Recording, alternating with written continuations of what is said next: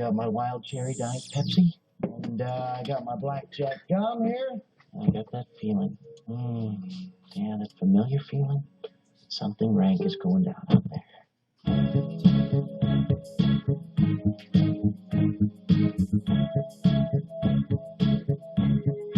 Everybody knows that the dice are loaded.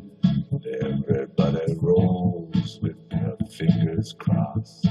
Everybody knows the war is over.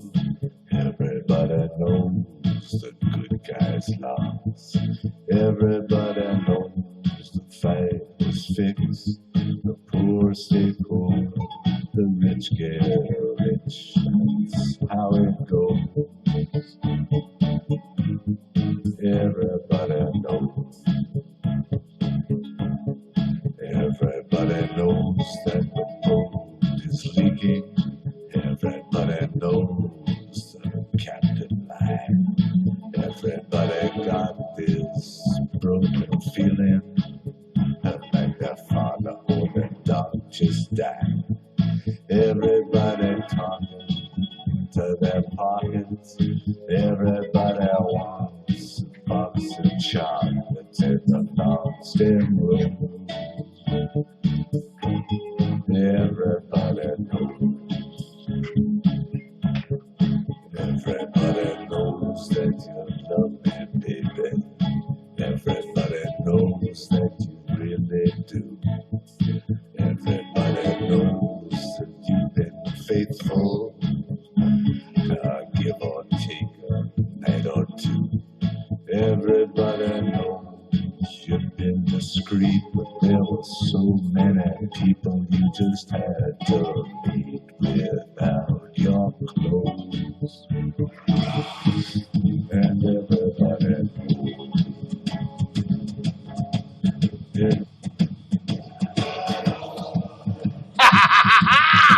Now we're on Ask a Question. Let's do this. We were on hashtag board. We decided to move our little asses around some fucking where.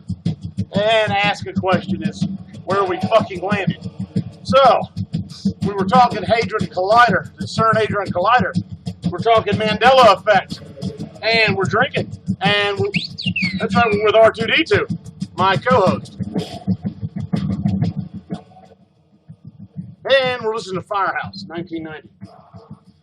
So, what the fuck, right? I'm going to drink some more of my shine. This, for you who are just tuning in, this is Orange Creamsicle Shine. And yes, I made it. It's really good. All right, so, ask me a question. And this, my friends, this Plum Shine. That's right, red Plum Shine.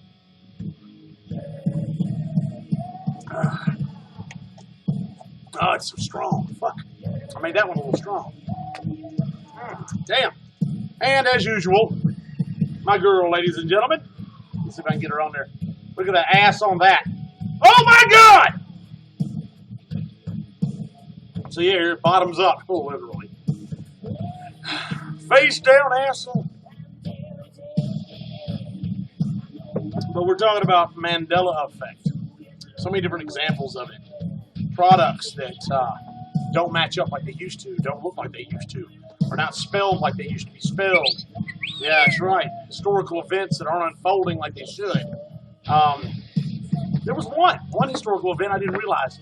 Said that Germany did a terrorist attack on us. And it's the reason, a little bit of the shine on my fingers, it's the reason you can't go to the arm or the torch of the Statue of Liberty. And it's been closed for 100 years.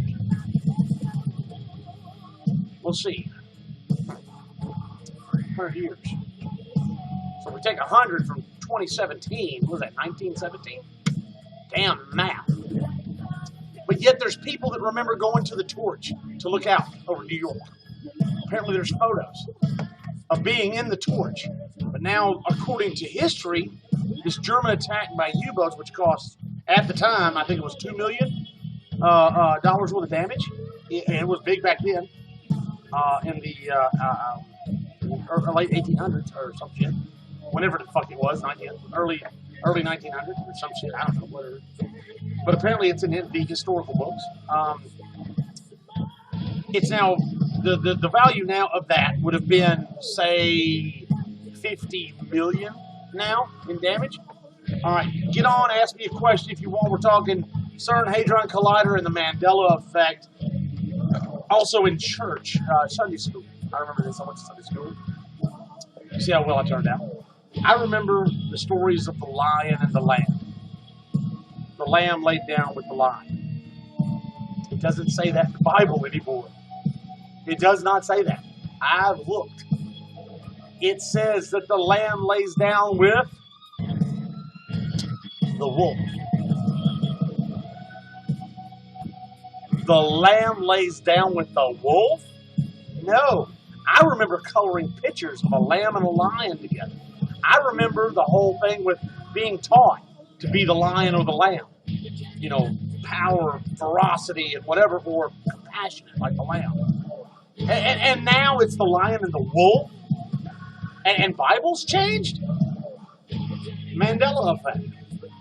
And for all y'all, the Mandela effect was named because, in this case, since we're on this new fucking hashtag, the Mandela effect was named because Nelson Mandela, according to writings, died in prison. And people remember that. He died in his prison. And whatever he was held captive in. But in actuality, he died in the early 2000s or whatever. So what the fuck? They're saying it's a timeline shift, a dimensional shift. We are actually traveling without knowing it to different dimensions, or someone's fucking with the timeline and it's resetting and changing little things. All right, Paul, Joe, call in or type in. Give me a question. I don't give a fuck. Ask me anything. I used to be a ghost hunter, so get in here, get on. Get in, get on, and get off. And I got Jorg Mathis. Apparently, I don't know who the fuck that is. But apparently is watching. Ooh, he's watching. What?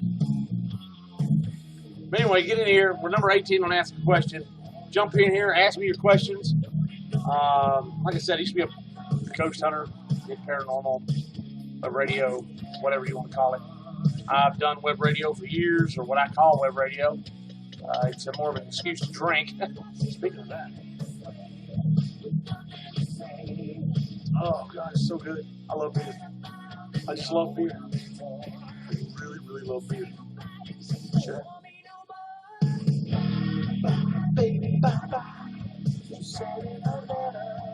All right, here's something y'all might know. I discussed this on #board. A Mandela effect line out of a movie. Gandalf the Grey. When the Balrog in the Dwarven city, underground city, when the Balrog shows up, you know, the dwarves dug too deep. They discovered something too dark. They shouldn't have gone so deep. But anyway, so the Balrogs run around. Big flaming demon-looking thing with wings and a whip. Gandalf stands on this stone bridge and says, "You shall not pass." And puts his staff down. Looks like a shield comes up or some goofy shit. The bridge breaks, so the Balrog falls. Well, he pulls out a whip and grabs Gandalf's leg and yanks him over the edge. Everybody's freaking out in the party. Now, keep this in mind. They're inside a dwarven city that's underground. Dwarves live underground. The line that everyone remembers, including myself, is, "Run, you fool, run." That's the word he says, "Run, you fool." Now, in the movie now, it says, "Fly, you fool." Why the fuck would you fly? It makes no motherfucking sense. All right, now, the other one that I discussed on #war. Now this is #ask me a question. Is Forrest Gump. Life is like a box of chocolates. You never know what you're going to get.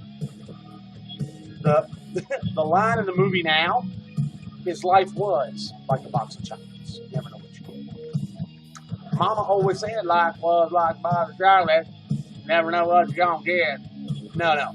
The line was, Mama said life is like a box of chocolates. You never know what you're going to get. How the fuck was it? Now it was? All right. So I think that line right there is a key, believe it or not. I think you can't have a secret without telling somebody or telling the secret. So I think in their own weird way, they're letting you know it was right. Now it's not. Or it was different. Now it's not. Life was like a box of chocolates. You never know what you're going to get. That's the key phrase right there. Life was like a box of chocolates. You never know what you're going to get. No, life is. That means it was a certainty. That life is like a box of chocolates. That means this is that one life that you have, and it is like a box of chocolates. You never know what you're going to get. Because you don't. Day to day, you don't know if you're going to live, die, get rich, get poor, be healthy, get a disease, whatever. But now it's saying life was. In other words, past tense, saying it used to be different. The Star Wars line, which boggles my mind, is the line with Vader and Luke. And Vader says, Luke, I am your father. Now it's, yes, I am your father. No. People, nerds, and I am a Star Wars geek, nerds fan, whatever. I used to live for Star Wars movies, still do. And you hang on every word and every detail. No. I even remember, all right, the lightsaber was yellow originally. Know that? I can prove it. I can prove it with a Cantina character. Kenner was, and this might be a Mandela effect also, you never know. But the Cantina character Snaggletooth. He's in there, yeah, Snaggletooth, you remember him. In the Cantina was a short little guy, or a short little guy, little like short monster looking thing. And Kenner, to make the Star Wars figures, got headshots of everybody, like bust type shots. And the bust shot they had, they made. And they released him with the Cantina playset. Now this character is one of the most valuable characters in the Star Wars line, because they reissued it after Lucas said, no, he's short. So with the Cantina set, he has like what looks like a blue spacesuit on with silver boots. And now he's got like this pinkish red looking suit, and he's short as fuck. It was just a mistake. That's just a mistake. But the saber was actually a lighting error. The saber was supposed to have been blue, but because of a filming error, the saber come up yellow. And this is the proof I told you about. Kenner only did what they had a picture of. Apparently they had a picture, or they saw the movie, and Luke's saber, when he cuts it on in Ben's hut, that motherfucker was yellow. Why? The Luke Skywalker in the original 12, the telescoping lightsaber is yellow. The lightsabers came 3 colors. Ben's was blue, Vader's was red, Luke's was yellow. And, to give it another little twist, the Empire Strikes Back Luke, in Bespin gear, the little jumpsuit he wore, the brown thing that he trained in, the lightsaber originally came yellow, and it clipped into his hand. It was a little extra piece it's like a weapon he just put in his hand. Then they changed it over to blue. So the original lightsaber, ladies and gentlemen, in Star Wars, for Luke Skywalker, was yellow. So all those little trivia games are actually fucking wrong. What color was Luke's original lightsaber? According to trivia, it was blue. No, motherfucker, trivia's wrong. I was there in 77. I remember it. I still got the fucking toy, the action figure. The damn thing's yellow, you bastard. So there you go. Fuck it. So get on and ask me a question. I don't give a fuck. Last time I did this shit, some chick asked me about guy trouble.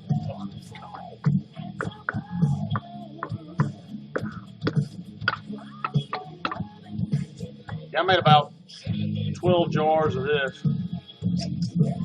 I got another jar this size full of plums. Oh, let's get shitty.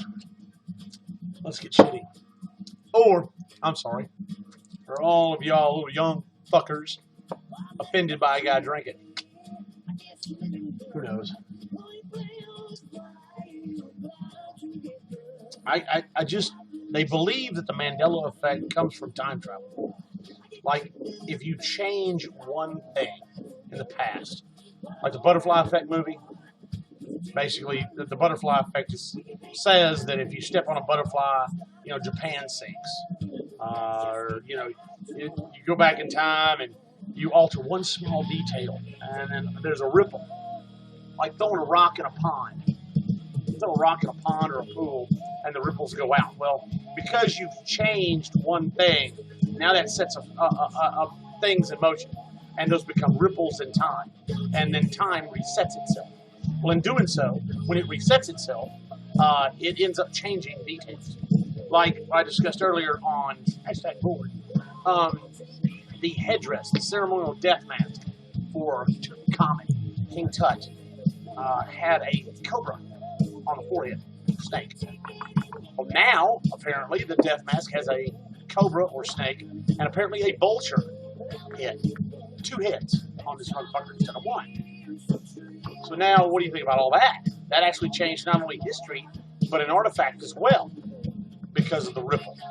Because I remember it having a snake. Matter of fact, people have items, souvenirs, where it only has the snake, not a snake and a vulture. As a matter of fact, it looks stupid with that. I mean, it literally looks out of place. It's not right. The Addams Family, the original show. How do you spell Addams? I'll give you a minute. Come on, drink. How do you spell it? A-D-A-M-S? Addams Family? A-D-A-M-S. Addams Family. Not now. It's A-D-D-A-M-S. Go figure. All right, now, I mean, there's a ton, a fucking shit ton of these things. Like the product Free Breeze, like I discussed. F-E-B-R-E-E-Z-E.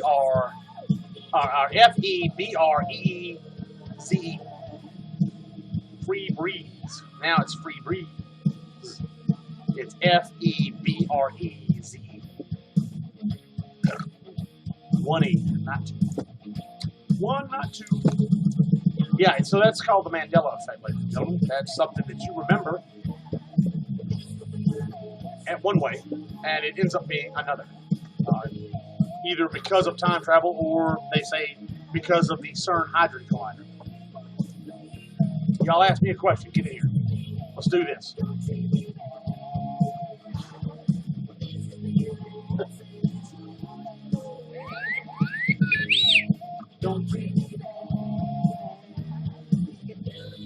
Fucking time is 8:16. Oh, good God. Firehouse. Well, there's a really weird hairband.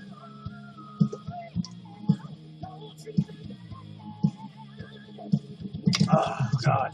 So I guess, I don't know. Like I was telling on the other little duty what I was doing, the little hashtag show, #board, whatever. I believe it's like a loom. I don't know if you know what a loom is. You goddamn millennials don't know jack shit. You can't operate a rotary phone. You can't you don't understand a cassette player at all. That blows my mind. You wouldn't know how to put a record on a record player. You don't know how to hook up an Atari, much less a ColecoVision and or a Nintendo, a basic Nintendo. And that's the funny thing, because as far as the phone goes, the rotary dial, I know what a telegraph is, and I know how to operate one. Not that I know the ... code, but if it was laid out in front of me, I think I could communicate with it. But I know what the predecessor of the phone that I used was, like the crank phone and the telegraph. But children nowadays could not make a rotary phone work if they had to. They don't know anything about their past. They don't know anything about how to do something. Operating a manual can opener apparently is an issue. They don't get it. They can't get it. Just basic things. They don't know how to change oil in a car. Change a tire. pull the rim off, put the rim on the other time. Apparently they don't know how. The majority, not all of them, the majority. It's almost as if the race of children now are helpless. They don't know how to sew a button on something. They literally are helpless. Literally helpless. And it's not, I don't even sound like my father. See, my dad was an auto mechanic, so of course I know how to change oil and all that shit on the car. But for the love of God, people, what are your parents teaching you? And this just goes back right there. This is a different subject, but that goes back to children raising children. I mean, I'm immature, don't get me wrong. Damn it. Stop having fucking kids when you're 15. You haven't even partied yet. You haven't raised hair. You haven't kicked out the lights. You haven't tossed down a bunch. Woke up heaving, puking, already gone to bed puking, drunk. Wake up in a strange house and not know why. My 21st birthday. I don't remember going out. I couldn't tell you. I don't remember. Went out with some friends, apparently. I remember going to the gas station and buying a case of beer because it was legal. And then I went to the liquor store and bought a fifth of Jack Daniels. Okay. So you think the story ends there? No. See, we didn't have cameras back then as far as surveillance and all that shit. Back in the Stone Age, known as the 80s. But apparently, well, I turned 21 in 1991. But apparently, we went out because I woke up the next morning in the floor of my apartment. Or, I'm sorry, my mom and dad's house. I was still living with my mom and dad. I moved out when I was 23, 22. I woke up in the floor of my bedroom. And apparently still fully clothed. Don't know how I got there. Apparently I thought I fell out of bed, so I reached in my pocket. And in my pocket was a VIP card to Platinum Plus. The Lavender Boat of Love. The Lavender Building of Love. And then assorted things like business cards from liquor stores and whatever. Apparently I dropped a lot of cash in this place called Platinum Plus, and I was the man. I don't remember shit. I blacked out and kept going. You gotta let kids cut loose. This whole, I think this is that whole generation of my parents knew everything I was going to do, so they don't let me. They don't let a kid be a kid.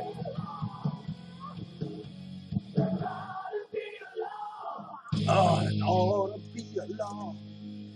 Well, Seven Hands B, get on here and ask me a question, jackass.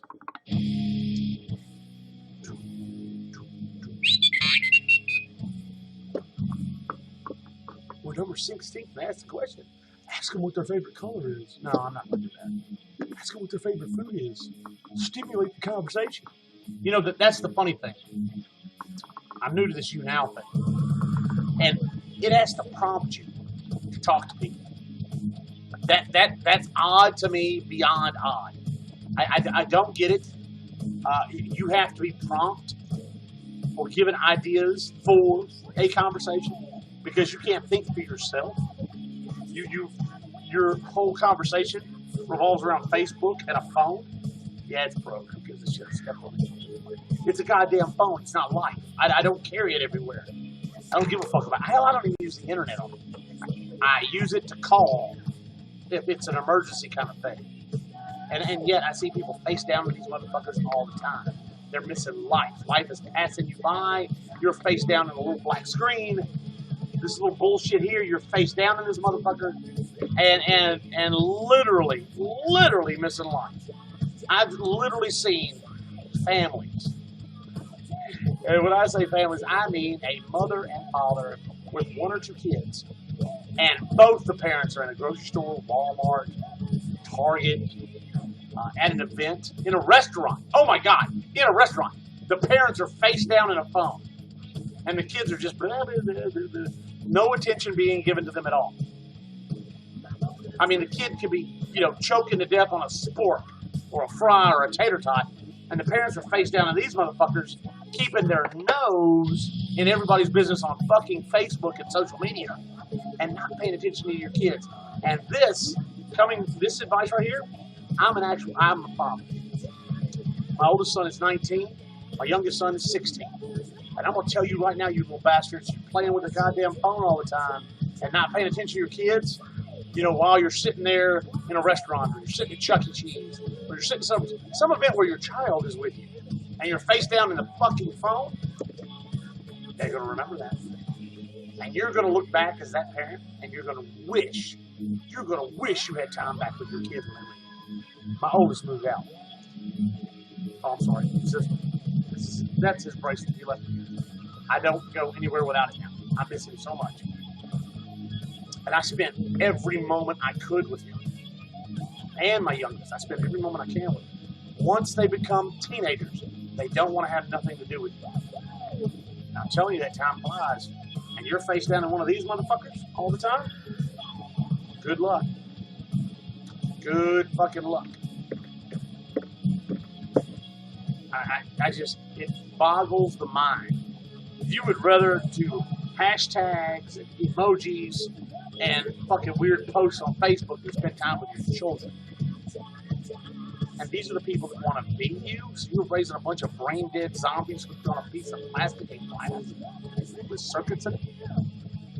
Jesus, talk about no parental guidance. I mean, I'll be in a break room. So I started working back in '86. That's when I turned 16. I got my job. It was Kroger. I was a sack boy. Or a sacker, bag boy, whatever you want to call it. And I remember the smoking break room being the most popular break room because the manager was there. You know, people are ripping on the day and just talking smack. And everybody's telling jokes. Some people are eating and whatever.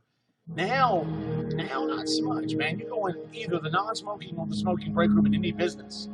It's like at work right now. I'll go in the break room. I'll be in the smoking break room. I don't smoke, but a lot of my friends are there that smoke. And I don't mind. I quit smoking. I haven't smoked a cigarette in probably 5 months. But there could be 20, 30 people in that break room. I'm the only one that's not on the phone. I'm the only son of a bitch that's not on the phone. I'm looking around, and everybody is face down on the fucking phone, typing, and they're not even typing. That's the weird thing. It's their thumb. I think it's like a masturbation thing.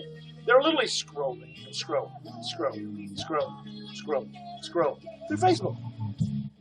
Everybody is just mesmerized by fucking Facebook.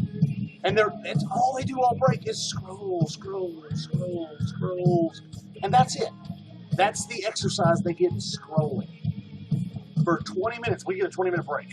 And that's it. Hell, 4 people get a 30-minute break, and that's all they do. No talking, just scrolling. Scroll. Keeping this and everybody's business on Facebook. Scroll. It's fucking retarded. It is. It's fucking retarded. I don't get it. I'm not gonna get it. And I don't care if you get it. It's like I worked at a place called Horseshoe Casino at one time. A company named Harris took over. They're really big on meetings. Blowing purple smoke up your ass or whatever. Well, anyway, they started doing something called a buzz session. The buzz session consists of this, making a fool out of yourself, basically. It's to break the tension, they say, to get you warmed up for the day. So you gather all the employees together, and someone in management has to make a fool of themselves, basically. You know, sing I'm a Little Teapot, short and stout. Everybody participates doing the motions and sings along, or they dance, or they, you know, whatever. It's the dumbest fucking thing I've ever seen in my life. It's called a buzz session. And then I started seeing other companies do this, like Target. You'll see these poor employees that are just showing up for 8 hours to do their job, pick up the mess the general public made, restock shelves, put up with management, and they got to sit there and clap and cheer and do jumping jacks and all this other bull. No, fuck that. No, fuck that.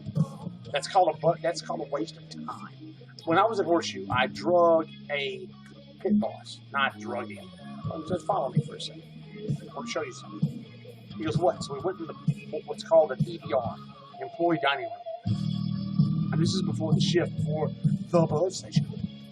He goes, what do you want me to see? I said, look at the tables. So I said, look at the tables. Tell me what you see. He's like, I see people talking. Yes. They're hashing out their day. They're preparing to go to work.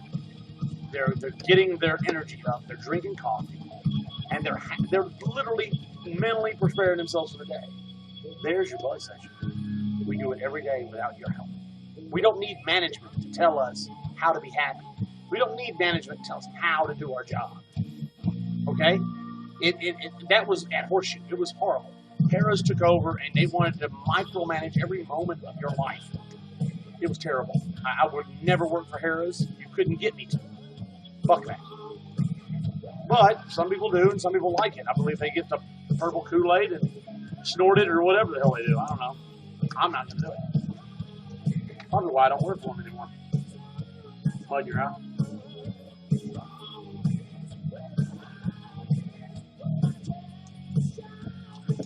But, anyhow, so what do you think of the Mandela effect? What do you think? Do you think it was started with the CERN Hadron Collider? Do you think it's time travel? Do you think we're just jumping dimensions?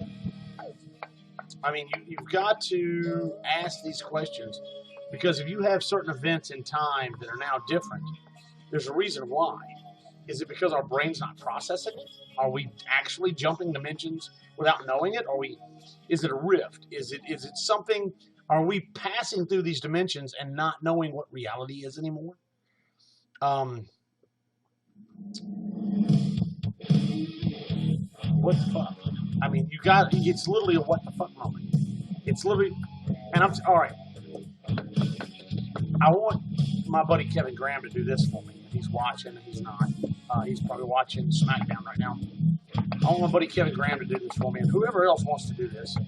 My email is onewhitewolf, the color white, the animal wolf, the number 1, white wolf, 0706@att.net. I want y'all to go to YouTube and watch several of these Mandela effect videos and see the things that have changed. Okay? And then I want you to tell me your experience of what happened afterwards. That's my homework for you. You're going to be surprised. It's going to fuck with your head something fierce. And I want you to notate. I want you to keep in mind what happens. Were you of sound mind? Were you confused? How did you feel? What did you do afterwards? Were you in complete control? Were you out of control? Were you graceful? Were you clumsy? Did you plan to go to the bathroom, or did you just walk in the room for no fucking reason? Stuff like that. And let me know, because I had some very weird experiences after watching these videos on the Mandela effect. I don't know if it was my brain trying to reset, because if our brain's a computer, it has to reset. That's what they said sleep was for. It helps us reset after the day. So now, I want to know what you did when you reset. 24 Rick. All right, Rick. Get on here and ask me a question. I'm giving a fuck. Come on, buddy. Get on here and ask me a question. Is here. Rick is here. Rick is watching. Okay, Rick. You want to get on and talk to the wolf? We're talking Mandela effect. CERN Hadron Collider in Switzerland. Whatever that is. And we're talking time travel and whatever. So ask me a question. Ask me a question.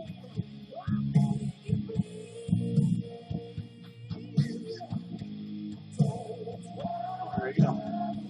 Says you like to talk about anything. Fuck, give me your 2 cents. Hell, type in the chat room. I don't give a fuck. I'm having another beer. That's soundbite. Soundbite. Right, R2? Soundbite. There you go. I love that sound. I love a beer opening. It's almost as pleasurable as a woman's legs opening when a beer opens. Almost.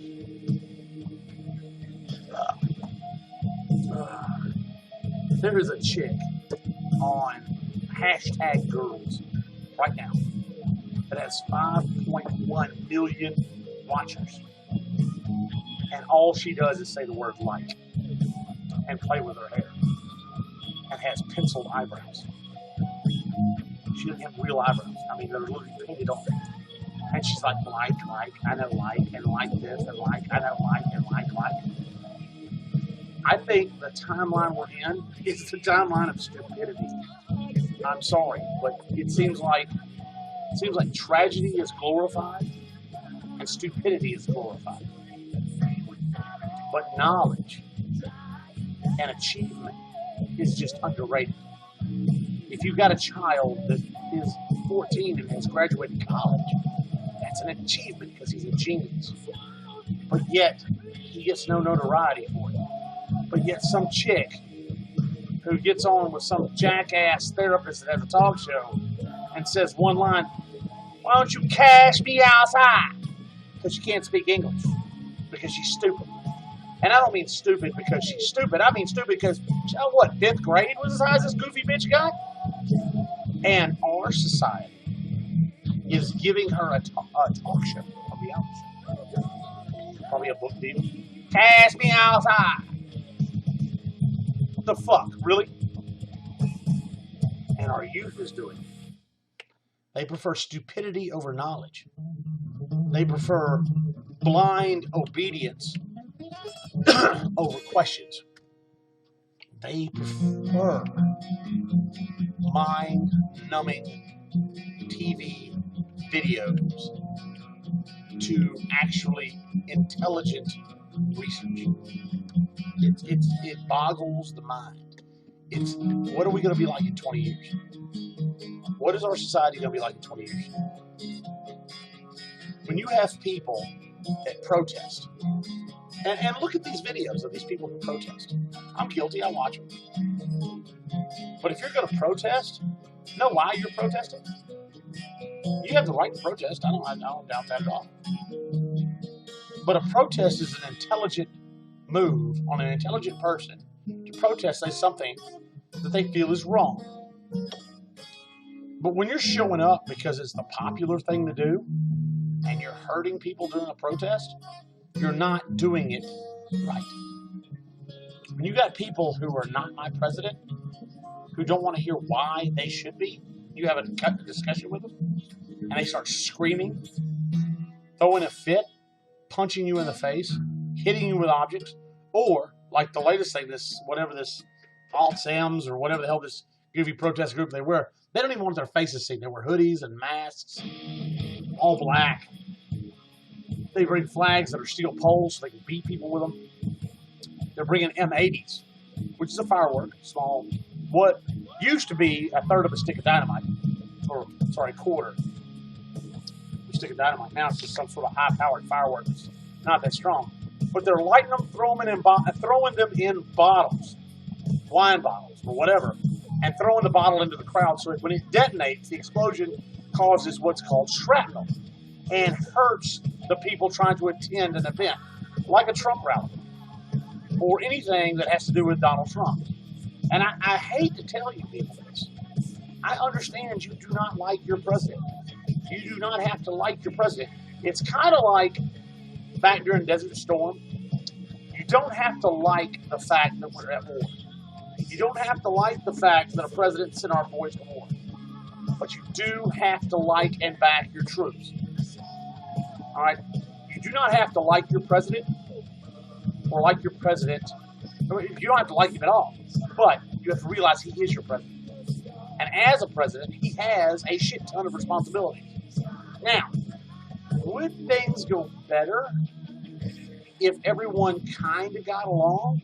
Not being compliant across the board, but if everybody stopped bitching and whining and needing therapy puppies and singing kumbaya and holding hands and needing safe zones. Not my president. Sorry, you could say, why don't you say that about your utility bill? Not my utility bill. Maybe it'll go away. No, it won't go away. Like him or love him or hate him, he's going to be your president for the next 4 years. Maybe the next 8. Depends on what he does in his 4.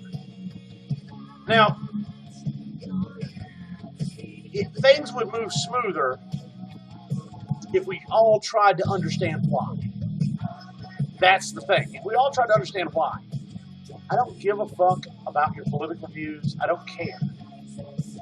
But they've always said, and it's proven, if you have a Democratic president and a Democratic House and Congress, then things move faster. If you have a Republican president and a Republican House and Congress, Everything moves faster. Bills get passed through. Things are, if people would stop bickering, if people would understand that government, there's no Democrat, there's no Republican, there's no independent.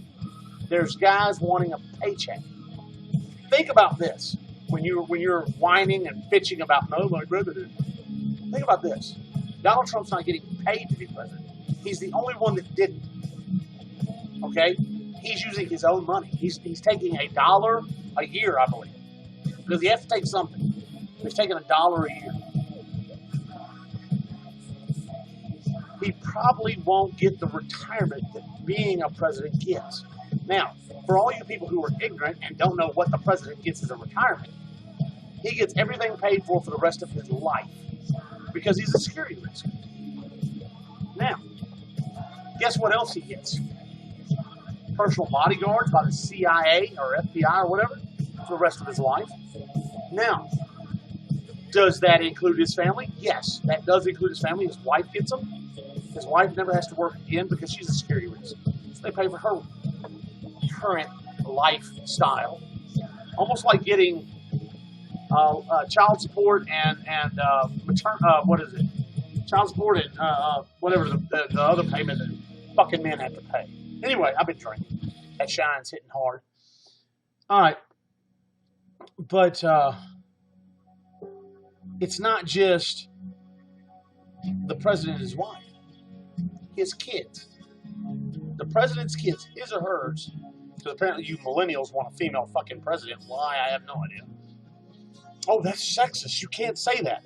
I can say whatever the fuck I want to. I'm in a free country. I'm free, white, and over 21. I can do what I want, when I want, and I'm free. That's the thing you don't understand. You're free. Now, there's laws. I get it. You have to stop at a stop sign, obey the speed limits, don't wreck your car, don't shoot motherfuckers. You know, I get that. But you're free. There's certain countries where your thoughts, if you voice them, you get shot. In the Middle East, women who leave their domicile, their home, without a male escort can be shot or stoned to death. If they show any part of their body besides their eyes, they can be shot or stoned to death. If they mouth off to a man, they can have their tongues cut out. If they look at another man and they're married, they can have their eyes, now get this, let that sink in.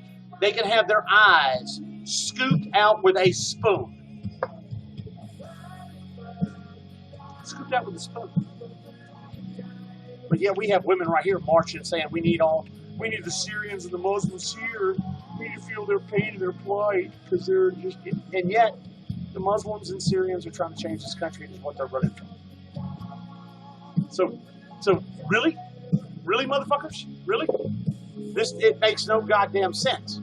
That's why I don't understand millennials. I'll never understand millennials. I'll never, ever. Let's listen to some Steel Panther. This ought to get the blood flowing.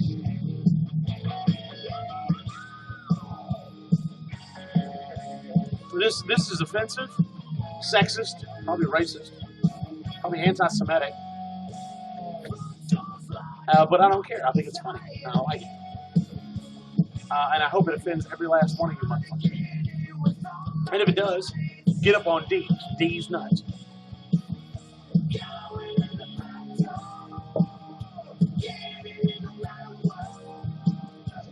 But I want you to understand that the president, Congress, Senate, they don't have your best interest in mind. All you motherfuckers that vote for these guys, you're not understanding.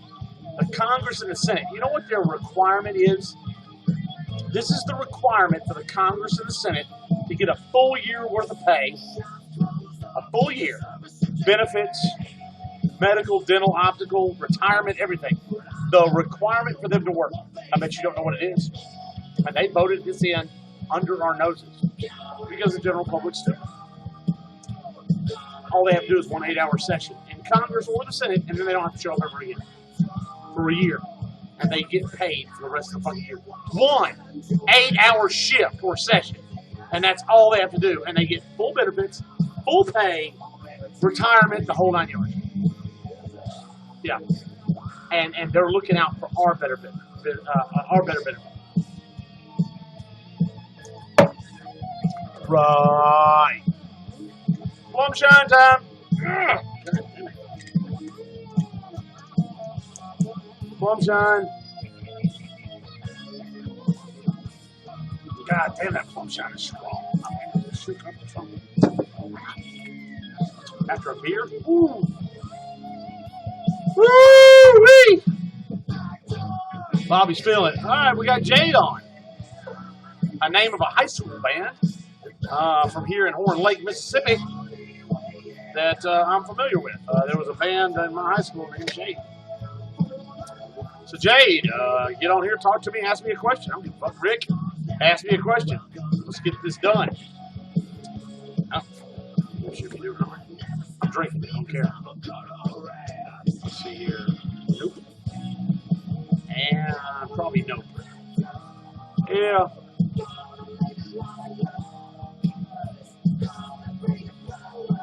Apparently, Jade is a YouNower since July 22nd, 2014. He says, "Hey, I'm Jade." What's Rick saying? Pennsylvania, U.S. I guess Pennsylvania. Yay. Just likes to talk about anything. My, whatever this word is, OOVOO, is Richard Davis 00121. Snapchat is RD79342. Whoopee fucking shit.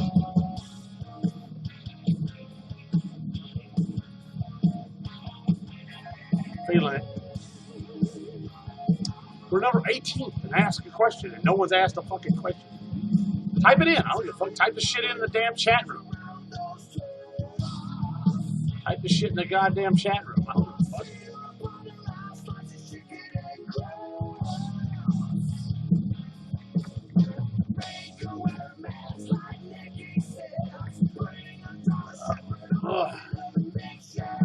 Well, I typed something in there. You type something in there.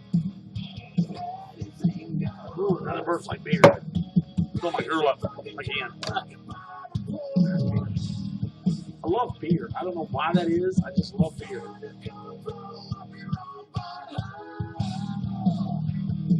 I really am trying to understand this younger generation. I don't. I really am trying. It's just confusing, you know. They don't know anything, but yet they don't want any help. Get it? I know, thank you. I'm sexy. I just don't get it. I don't get it. I'm not going to get it. I refuse to get it, I guess. I'm set in my fucking ways and fuck everybody else, basically.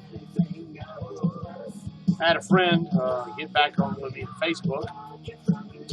Much love. Much love. Back on. I accepted the friend request. Apparently I was blocked for a while. Who knew?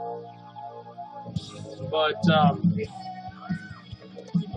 I don't know. What do you think of the Hadron Collider? Do you think that's the reason we're having what's called the Mandela effect right now? And I discussed this on the hashtag board. One of the Mandela effect things is I went to Sunday school. Sunday school was a big part. I'm Methodist, apparently. When I say a Methodist, apparently, I'll explain that in a minute.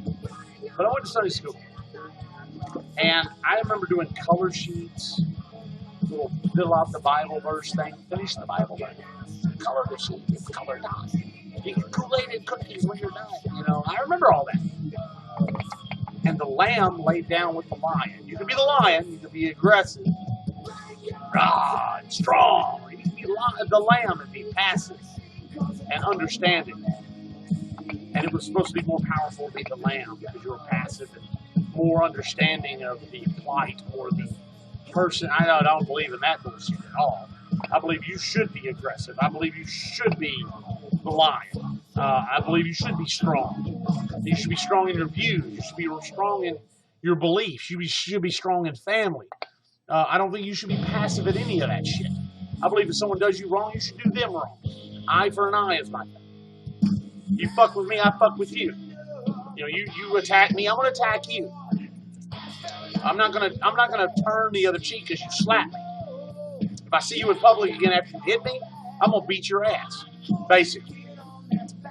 Now, with that being said, the Bible verse that I was taught, that you lay down, the lamb laid down with the lion, is now incorrect.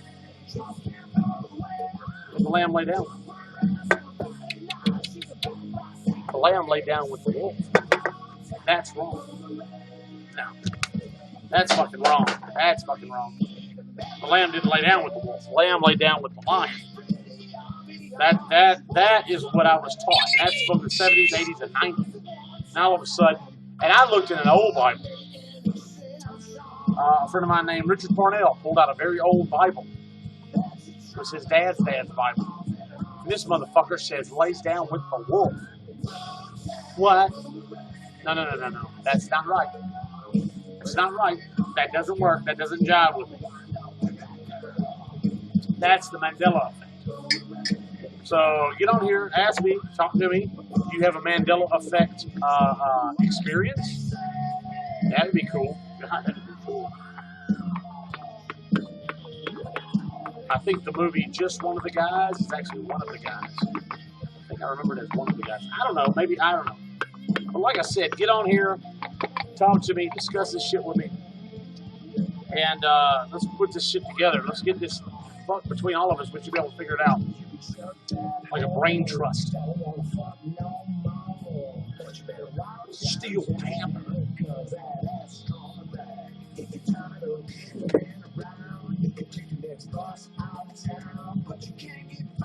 Alright. I'll be right back. Listen to Steel Panther. Enjoy it.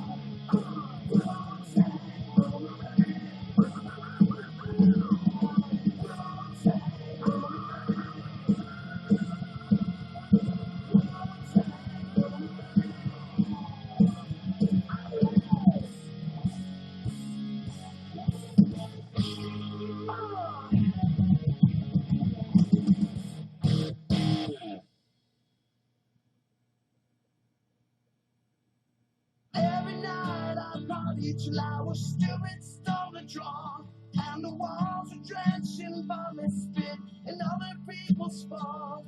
And an endless line of 18-year-old stripper, druggy whores would be winding to my bar. But right outside the tour bus doors, but I couldn't help but want something just a little more.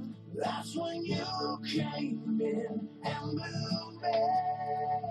That's when you came. Yeah, I had to go take a piss from my bag.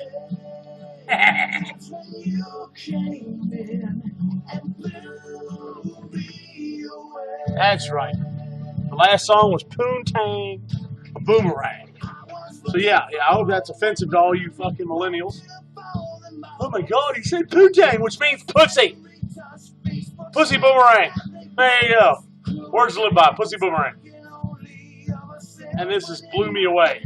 She came in and blew me away. The pause is in the wrong spot. What do we rank now? Oh, we're rank, all right. Are we rank R2?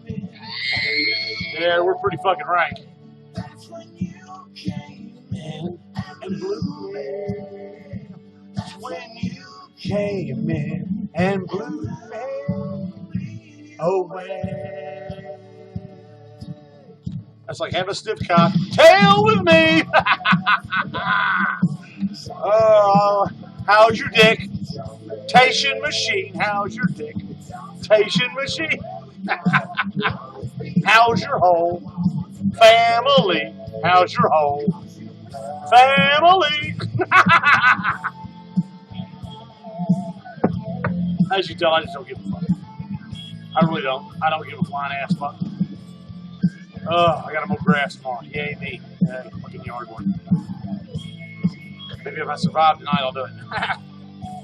I got a kick-ass bracelet coming, man. Hopefully it shows up. It's called My Wolf Shop. It's links. It's got different like square links, and in between each square links, a gold wolf's head. Pretty badass. Kind of fits. I'm the wolf. I mean, yeah, it kind of fits. I don't know. I can see where it, fits the motif. So, fuck. I guess nobody wants to talk to the old wolf. I don't know. Fuck. What are we? What rank are we? Oh, we're number 12 on Ask a Question. We're moving up the ladder, baby. Let's get on. In blue May, that's when you came in. And blue May, that's when you came in. And blue May, away.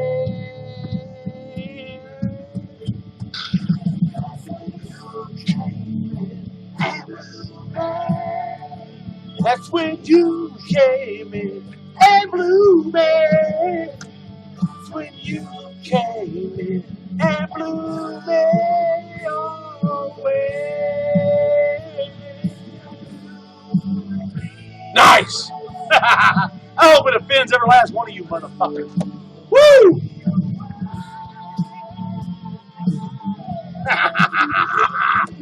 Oh, yes! The wolf is feeling it. God almighty. Someone posted something about GTN earlier. I don't know. It's worth it. That company. I don't know. It was a good part of my life. So get on here and chat. Let's do this. Apparently there's 150 people watching. Woo! 150 fucking people. There's one person watching. 150 in the chat room? I don't think that's right. But we're on hashtag not ask me a question. We're on ask me a question. Because the wolf loves some ass. Actually, I'm a leg man. I dig a chick in hosiery. Legs in hosiery with some heels on. And the strappier the heels, the better. Taller, strappier. That's right, I'm a leg man. But man, that's what I am. So, yeah, I'm kind of a freak. I don't know about, yeah. We're at DEFCON 5. Apparently Elton John has canceled his concert dates because he's acquired some sort of unidentified infection. Apparently he's got a wide case of herpes syphilitis gonorrhea. And he needs some ointment to take care of that. Someone to rub it on his anus. I don't know. Maybe. Who knows? I would use the guitar, but my son took me to take the guitar. We're going to use that, part of the show as an homage to him. But he took it with him. He's giving it to somebody. So there you go. If you want to see my oldest son, go on YouTube and look up the beach. Like at Sandy Beach, like in Florida. Beach in a can. And pull that up. That's funny. It's my son when he's younger. Project he did. And it actually made my paranormal boss, Richard Parnell, laugh. Which I thought was funny. Yeah, pull that shit up. He did that. That was strictly ad-lib. And he fed off of my prompts very well, and I fed off his.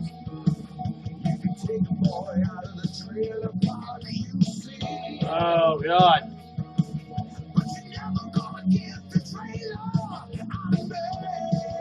So you can take the boy out of the trailer park, excuse the trailer out of the way. I don't know. Who knows?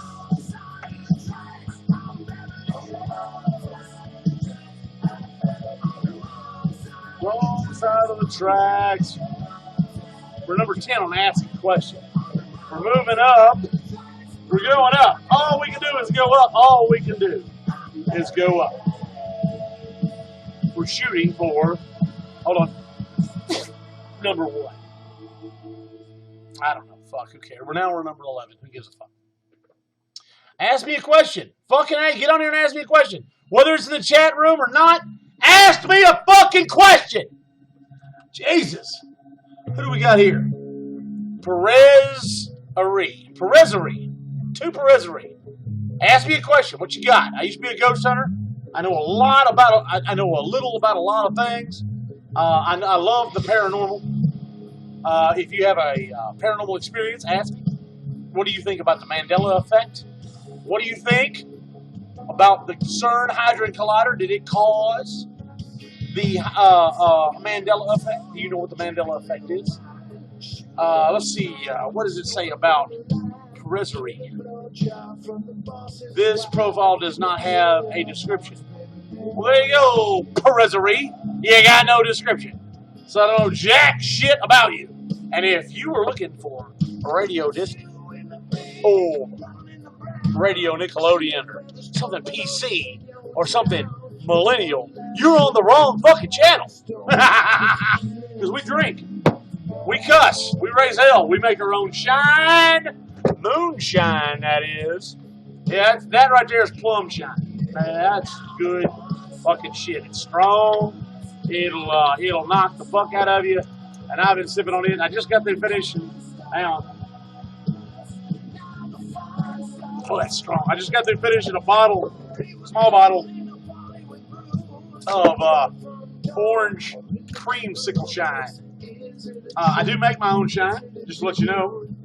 That right there, that's a $40 bottle of shine. But that right there, you ever had Sonic Cherry Limeade? Tastes just like it. It'll knock the shit out of you. This is the plum shine with the plums in it. Look at there, plums all in it. Boy, they're soaking up that. Oh my God, they're soaking up that 180 proof alcohol. And here's a small bottle, like a sampler of cherry shine. Shape to serve. That's nothing but cherries in there. Good shit. Oh my God, it's all about managing your buds. Oh my God. So, Perez-Ari, ask me a question. What the fuck is it? Wait, what?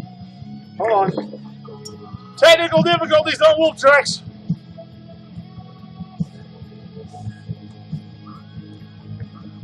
There you go. What's up? I just typed in what's up. Maybe you'll see it. Come on. Get in here. Talk to me. Yeah, 6 Bobby Mullins. That's me. Bobby the Wolf Mullins. Talking to you, boy. Holler at your boy. What's the time? 9 o'clock? Fucking Kevin should be on soon. Oh.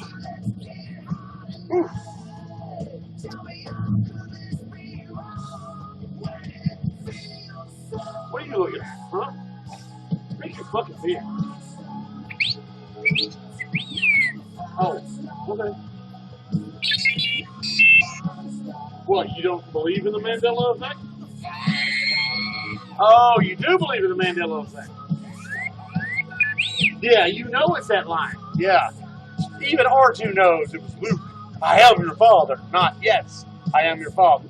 That's fucking retarded. I was there. I mean, when I tell you I was there, 77 rolled around. 1977. For all you millennials and young motherfuckers out there, that's right. I remember 1977. And it seems like an eternity away. But I was so caught up with this guy here, R2-D2 in the movie. R2 was the man. I had to have him. I wanted him. And to give you an idea, there was something called legs pantyhose women wore. It came in a little chrome egg and had a little, it was like a dome on this and a little sleeve. Well, just like this, my mom, who's an artist, majored in art, took the chrome little egg and painted the head of R2 on it. And then painted the body on this thing and then made legs to put on it. So I'd have an R2-D2. Before the action figures come out, I had an R2-D2. I saw this movie, I drove my mom nuts. I saw this motherfucker like 15 times in the theaters. I had to see it. It was important to me, and my mom realized it. She took me to this place called Southbrook Mall. I saw it there. I saw this motherfucking movie, New Hope, Star Wars, 1977. I saw it 15 times. I could quote the son of a bitch damn near verbatim. I love it. The Crow, the whole 9 yards. Everything about that movie is magical to me. It is the epitome of a movie for me. In the trilogy, New Hope, Empire Strikes Back, and Return of the Jedi, everybody likes Empire Strikes Back and all the act, whatever. No. A New Hope is my movie. When they go to the cantina, that's badass.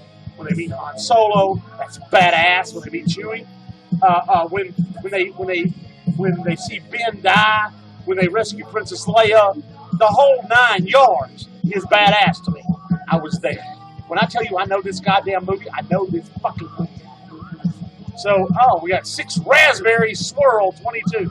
Boy, I bet that motherfucker's interesting as shit. Raspberry Swirl, baby. What do we got here? This profile has no description. Well, by God, the name gives me enough. Come on, Raspberry Swirl, shoot a question. Let's see. Let's see if we can't prompt something.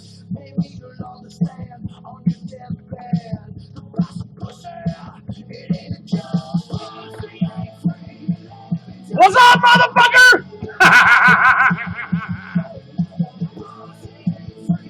Pussy ain't free. Oh. Pussy ain't free. We're 10. We're in the top 10 of hashtag ask me a question. Not ask, but let's do what the black people say. Ask me a question. Or I'm sorry, ask me a question. Like an axe, like some of you chop shit at. Let's do that. Let's do ask me a question. Yeah, ask. Or ask me a question. What's up, motherfucker? Ask me a question. Ask me a question. We're just drinking beer and shine, having a good time. Come on, Raspberry Swirl. Nut up and ask me a fucking question. Are you scared of the wolf? You're watching Wolf Tracks of the Paranormal on YouNow, the Millennial Channel. All estrogen all the time, males and females. Nondescript genders and all that bullshit. Where apparently, on YouNow, you have a gender for everything. It's what you want to be identified as. I am identified as a meat popsicle.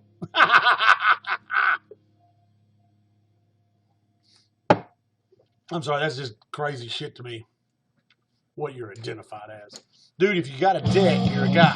You got a pussy, you're a chick. Tough shit. Dude, fuck what you feel. What up, dude? How was your thing? Cool, man, cool. Everybody say hi to my youngest son. Hi, Joey. Everybody say hi. Here he goes, he's walking by. There goes Joey. He just flipped the camera off. That is my boy! That is my boy! That's the wolf in him right there. That is awesome. That is the shit. I love that. Dude, I wish I had a screenshot of that. That's cool as fuck. Oh, that's classic as shit. I hope your mama watches this show. That's funny as balls. Oh, boy. Yeah, that's good stuff there. You can't plan humor like that. Oh, God, his old man tickled. That's funny as shit there. That's right. We're 9th. We are now 9th at ass. Not ask, but ass. Me a question, like ass. Smells like ass. Smells like Aramis and date rape in here. Ewoks and nachos. Oh, shit. Yeah, I said Ewoks and nachos, you little shit. You say Ewoks don't stink. At least they do, they're furry. Probably have nutsacks like a kangaroo, too. You like them? Never mind, you're not gay. I know you're not. We got Enigma machines. Well, Enigma machines, ask me a question. Ask me a question.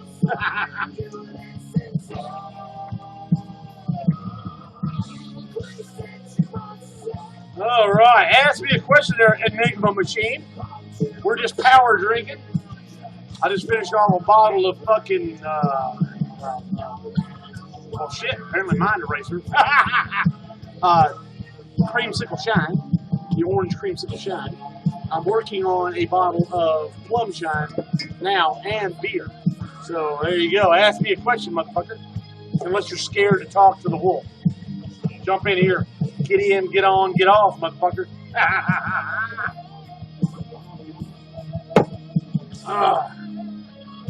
Man, check the ass out on that. Look at that. Back in the day when you put women on shit to sell items. Oh my God, what's the date on this one? 87. The date on this fucking cup is 1987. Check that out. It's a Snap-on cup. Snap-on used to do Snap-on calendars with sexy bitches all over it. You know, cups, merchandise, and all that. Then the women, oh my God, the bull dykes, the pit bull dykes, all of a sudden got offended. Now, these are the same women that during the protests of Trump would say that they would not let any man grab their pussy. Now, of course, these are the 400 to 500 pound bitches that no one could find it, much less want to grab it. These are the women that Al Bundy from Married with Children would make fun of. Hence the quote of, what, am I invisible? Maybe from space. You know, I have trouble. The heels keep slipping off my feet. Well, maybe if I nail them to your feet as you pull the milk wagon. So there you go. Little Steel Panther.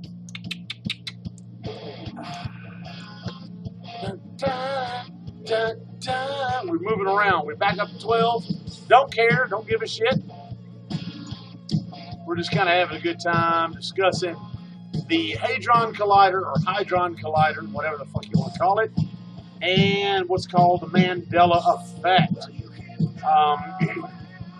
Let's see if we can't pull something up. Since I mentioned Al Bundy. Let's see here. Al Bundy.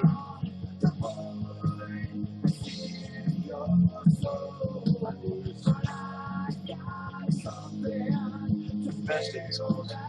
Let's pause this. Here you go. You got to hear this. Al Bundy's best insults. Love and marriage go together like a horse and carriage.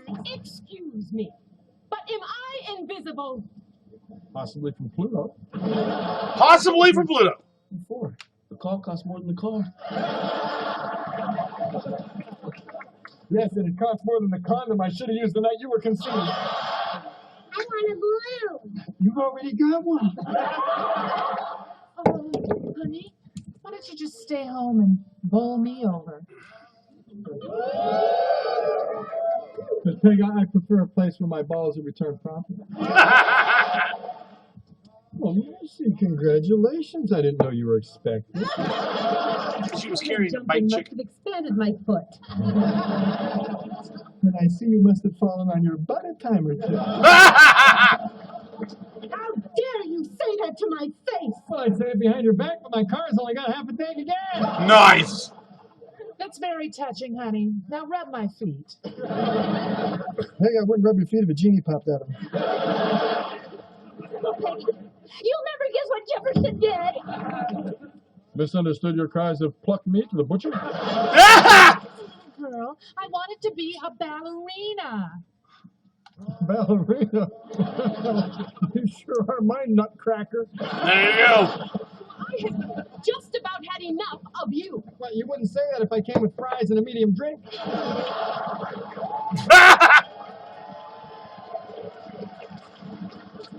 You know medium, besides between small and you. Why must you always be so negative? Why did you cross the road?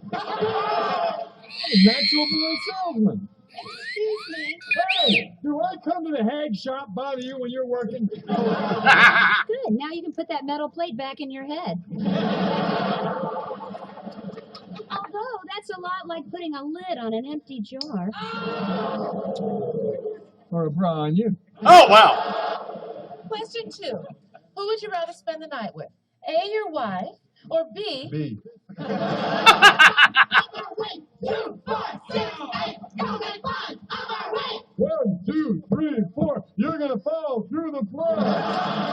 this year I am finally going to win the neighborhood decorating contest. What, are you going to stand out front and be the little drummer boy?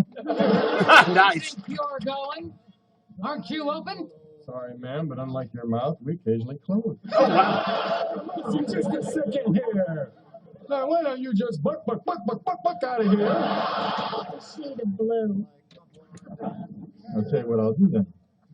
We'll stand you in front of a mirror. I'll begin strangling you. When you reach the shade of blue that is satisfactory to you, you yell moo and I'll stop. That's it. I'm taking my business elsewhere. May I suggest Jenny Craig? Hi, honey. Did you miss me? With every bullet so far. Well, nice wheels. But you have to realize stealing cars is a felony. So pretend to be that kid on Home Improvement. With this attitude, you're going to be working here for the rest of your life. Well, take a gander into the seat next to you if you want to see what your future looks like.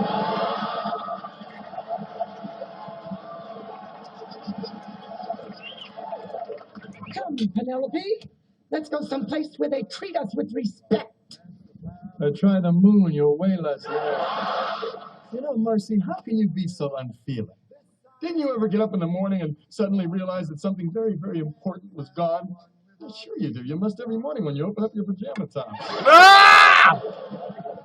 Well, let me explain. See, it's just like an elevator. There's a 2-ton weight limit on this shit.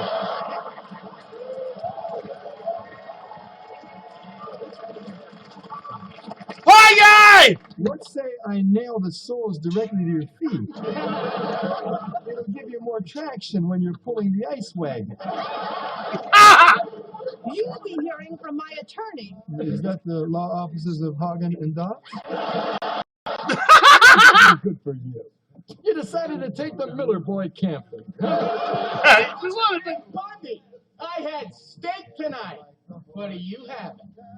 If I was the mailman, I'd be having your wife. I smell foul. You certainly do. You're in, my son. I'm trying to get an all-over tan. You're asking a lot of the sun. Excuse me. Do you have any pumps in my size? Yes, I do, but the Society for the Prevention of Cruelty to Shoes would not allow me to sell them. Well, I hope you get coal in your stocking on Christmas morning. And I hope you get slim fast in yours.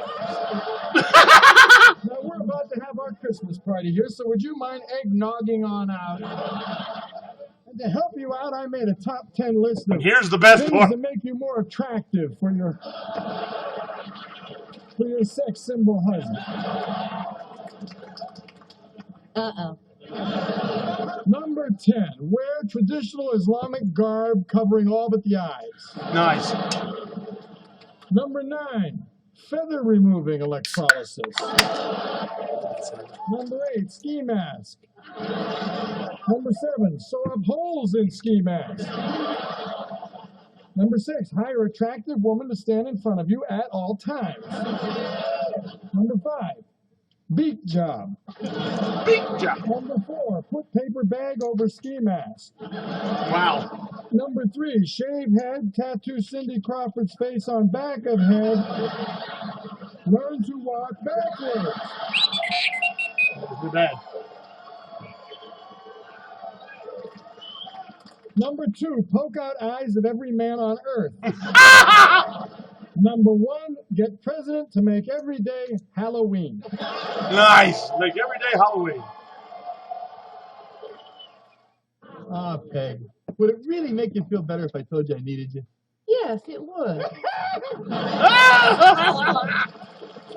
That's awesome.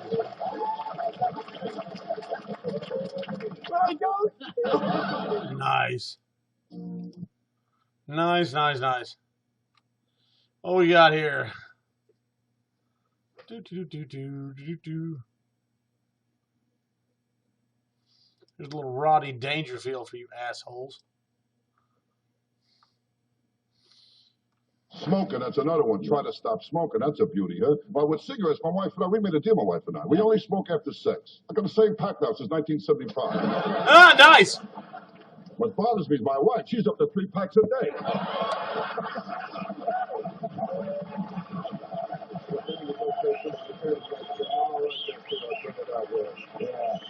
I'll tell you the truth, and my wife and I, we never have sex. Now, we get undressed, we can't stop laughing, you know?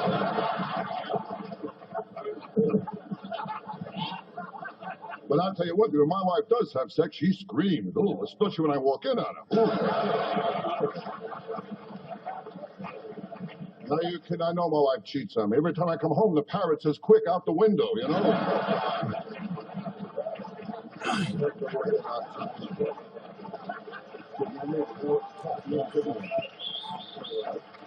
Little Ronnie Dangerfield. In my house, I can't relax. I got a dog. He drives me nuts. I got a dumb dog. You know, we call him Egypt. Every room he leaves a pyramid. Nice. Every room he leaves a pyramid. My kids, they don't help either. No good, huh? My kids, they're real smart kids I got, you know. Yeah. But the other day I told my kid, I said, someday you'll have children of your own. He said, so will you. Oh, nice.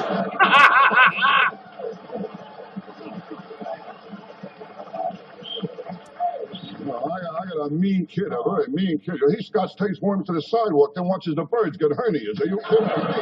Nice. Mean kid. Mean kid. My daughter, too, she's no bargain either, my daughter. Are you kidding?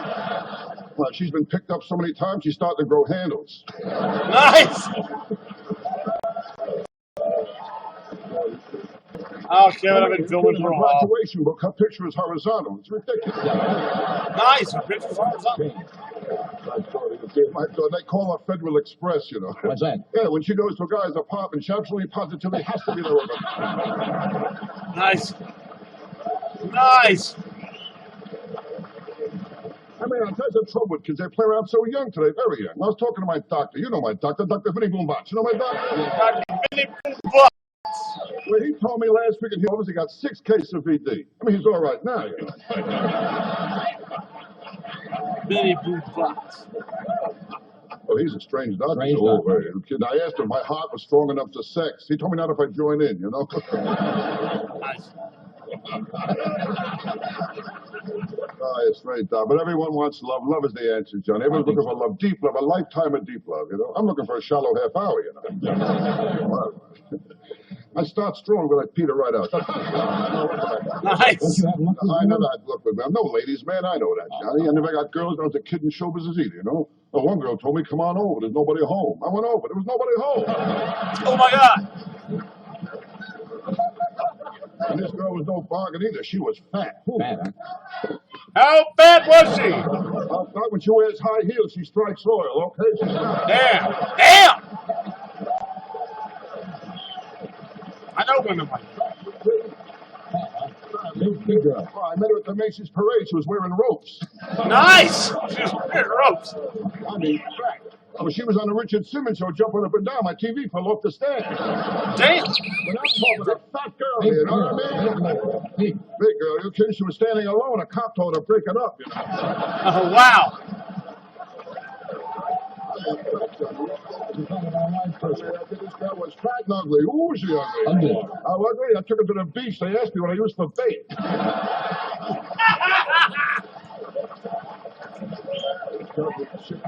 When I took her home, my mother put newspapers on the floor.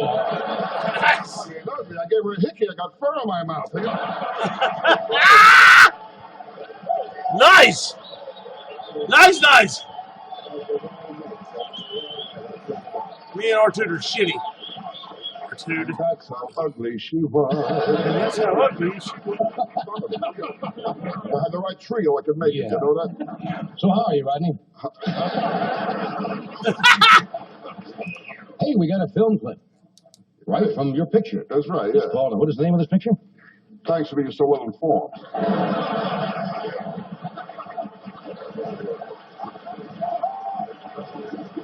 Jesus. Easy to a zebra. What else do you need? Easy Money, it's called. Easy Money. Yeah. You the star of this picture? Yeah. It's tough making a movie, I'd say that. It would be tough. Should have been called Tough Buck. Really?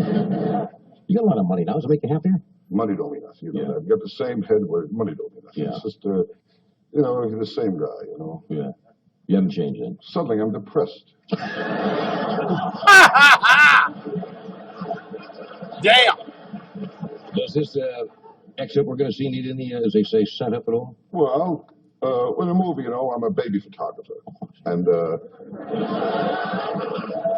what I do is, in this movie here, I'm like, I try to turn over a new leaf, you know. I stop drinking, stop gambling, stop overeating, a few other things I won't go into. And this, I'm in withdrawal now, sort of trying to stop. And this clip shows me what happens when I'm a baby photographer after I've stopped all these things. I'm not quite myself. Okay. From, here it is. Easy money. Easy money. Easy money. You gotta stay still, okay? You gotta stay still, okay, kid? You gotta stay still. Kid, you gotta stay still. Have you ever seen a face like that before?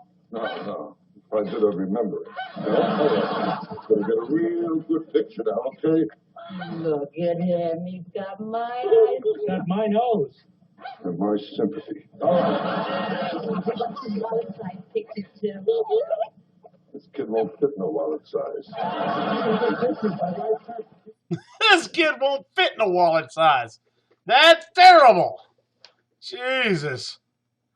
Good God Almighty. Wait a second. What was the other thing I saw? Oh, here we go.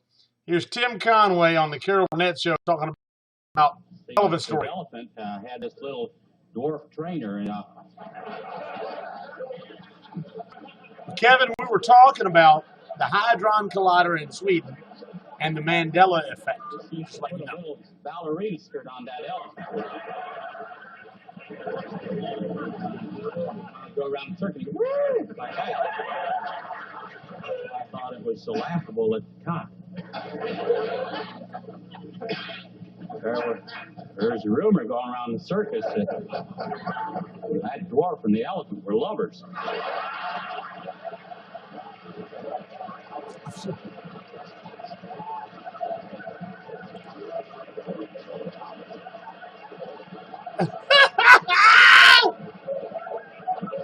It's amazing how straight-faced Tim Conway is.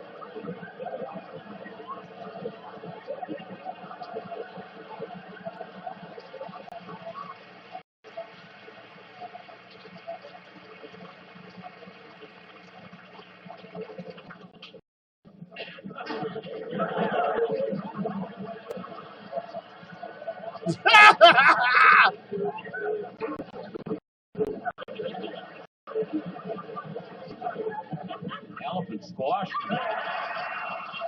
Jesus.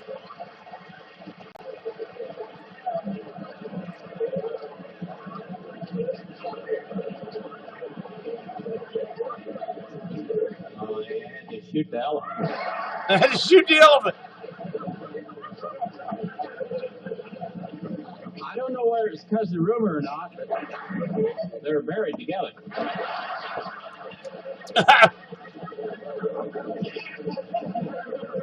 Big tombstone. Guess it's not elephants. No. Just a. I was at this freak show one time and I saw these Siamese elephants. This is good. I love Siamese elephant story. It kills Carol Burnett. It kills her. I mean, she literally cannot hold a straight face. She keeps trying to hand Mama the card, and she's dying. Everybody's dying. They're just laughing their ass off.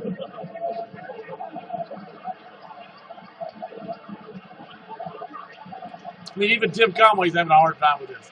You got to YouTube Tim Conway's elephant story. This is funny as balls. Tim Conway's losing it. You got Dick Van Dyke on there and everything, and they're losing it. Mama is literally Vicky. What's her name? Is literally trying to hold it together. None of them can hold it together. They know what's coming. It was joined at the end. He waits until they're comfortable and then hits them again. It's awesome as shit. Vicki Lawrence's mama.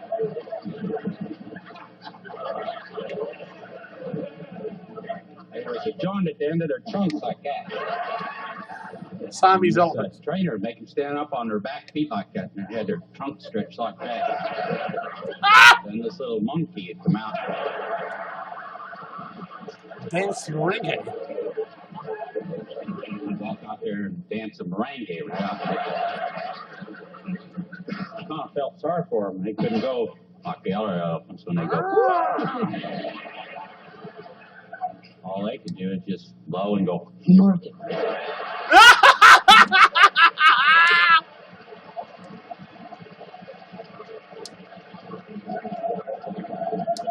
The cool thing is Vicki Lawrence gets the last word of this. Careful, that's dying. Real big.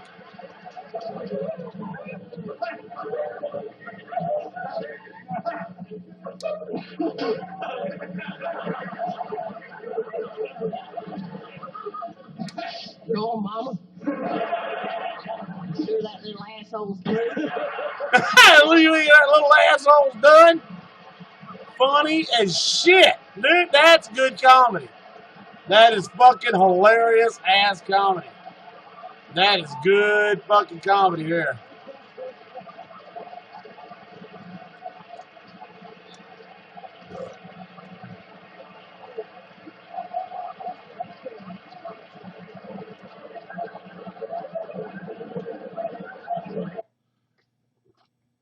Now this is classic. This is Dean Martin and Foster Brooks. And they're at a bar, and Foster Brooks is an airplane pilot that's drunk. Hey, Dean, what are you going to do this weekend? This is awesome. Well, Ken, I was thinking maybe I'd go to Disneyland. I hear they got a great new ride there called the Haunted Mansion. Frank Sinatra took a girl there last week, and it scared the pants off him. At least that's what he told the judge. But, you know, Frank is a different kind of guy.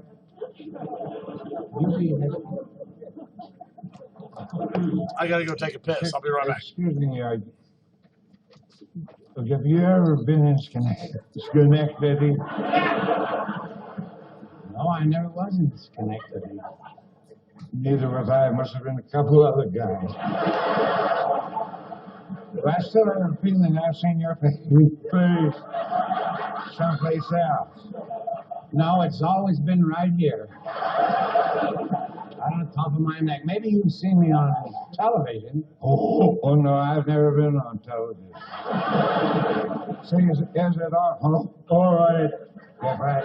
If I join you, I just dropped in for a little drink to settle my nerves before I go to work. What sort of work do you do? I'm an airline pilot.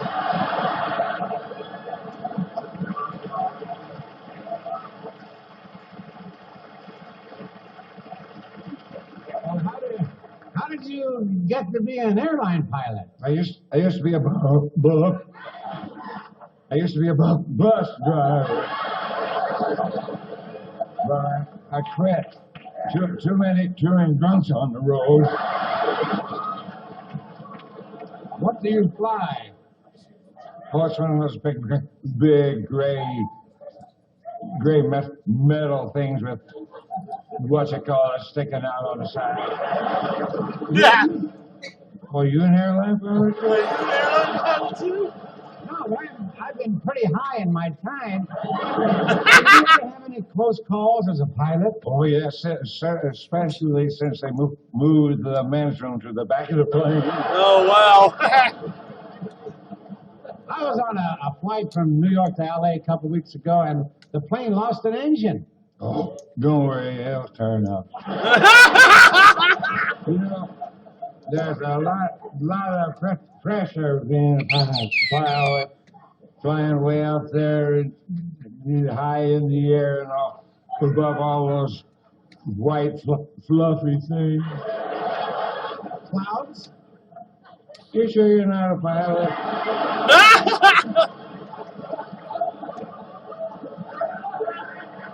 He's killing Dean Martin.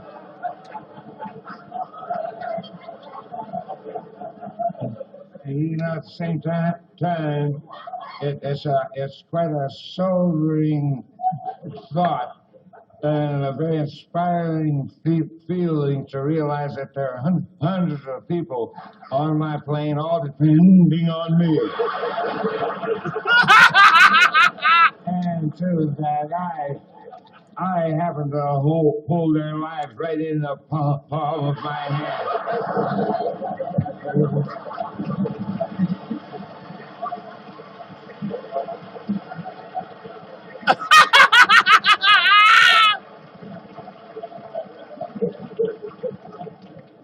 Oh, I got it.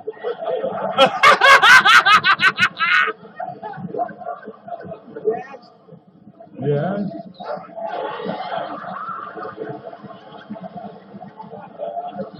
I got to get to the airport because I'm flying a 747. I'm flying a 747 to London tonight, and the plane is scheduled to leave precisely 1 hour and 43 minutes ago.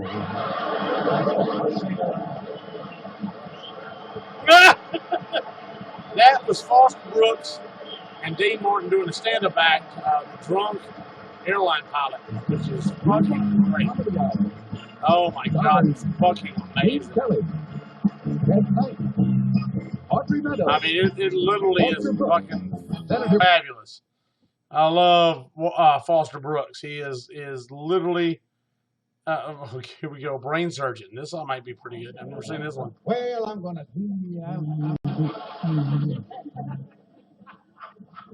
Yeah, I don't know. You're Dean Martin. Do you know who I am? No, I don't. Would you mind asking around? Oh, never mind. I know how to find out. Oh. How you like that? I'm Virginia Mayo. I'll take your word for it. Just don't ask me to hold the mayo. Oh, no, never mind. I remember it now. I remember. I'm Phil Burnside. I just came in there for a little drink, before going to work. Just started selling my nerves.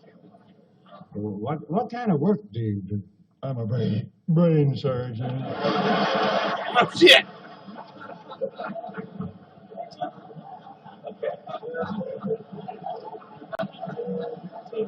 Oh my God! Well, look, ask a question, guys. I've been talking Hadron Collider, the CERN Hadron Collider in Switzerland. I have been talking about what's called the Mandela effect, which, Kevin, you need to look at this. The Mandela effect is amazing. It'll blow your fucking mind. No, the most important is breath. No.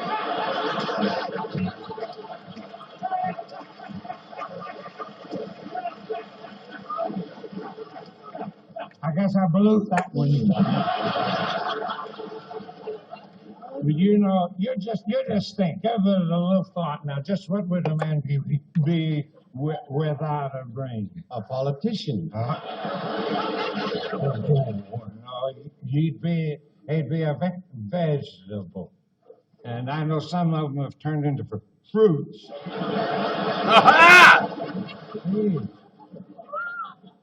Do you have a drinking problem? No, not as long as the bars are open. It's not easy being a surgeon. You have to have nerves of steel. The brain is a very delicate organ.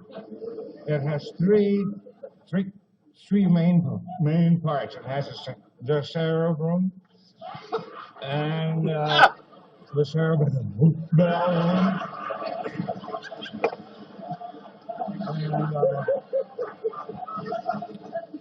And then there's one more. The what the heck? Mandala Umgata.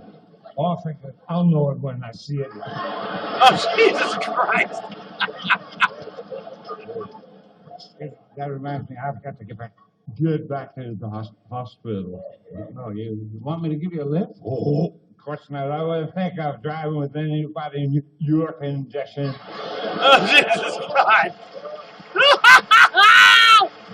Oh, that's funny shit. Oh my God, that's funny shit. That is funny fucking shit. There, that's what that is. That's funny shit. So guys, get on here. Ask me a question. Rick3157, ask me a question. I'm just fucking around right now. That's all I'm doing. Nobody just likes to talk about anything. Oh, this is that same guy. Jesus Christ. Kevin, you on? What's up, bro? We'll try it and see what happens. Fuck, who knows? See what happens. Who knows? Maybe you'll get on, maybe you won't. Well, I guess it's not happening.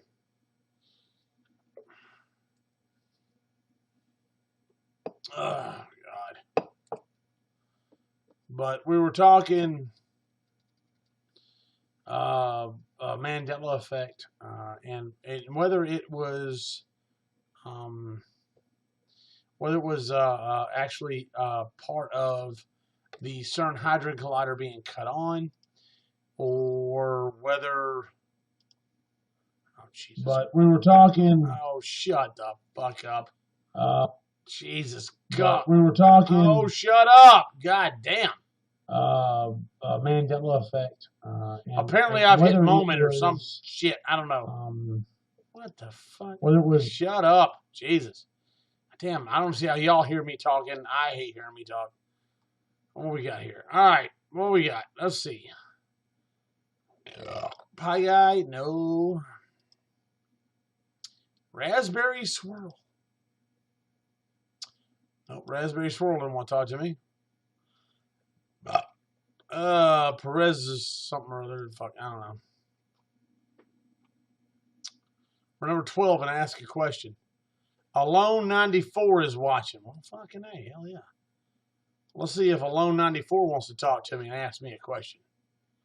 I don't mind. Fuck. Let's get some Steel Panther back on. Answer the fucking phone, jackass. Answer the goddamn phone, jackass.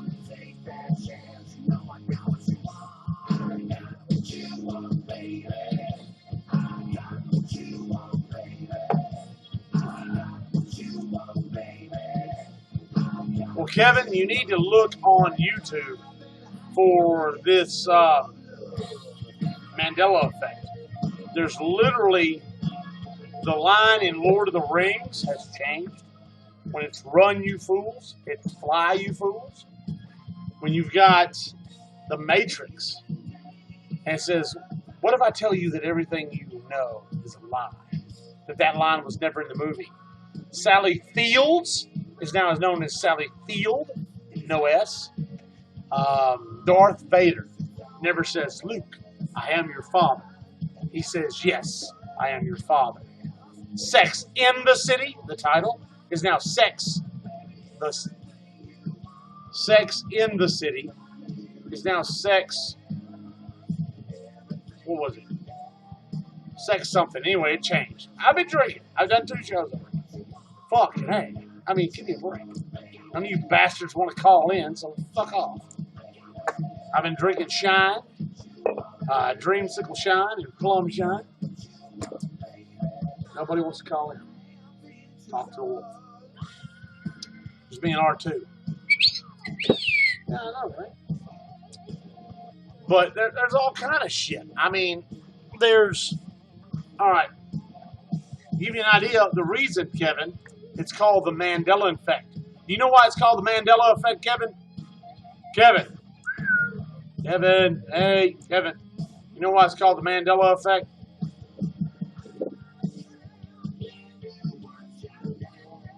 Kevin! Apparently Kevin is chasing the green fairy. Apparently I'm chasing the blue fairy. Ah! We're chasing the fucking fairy.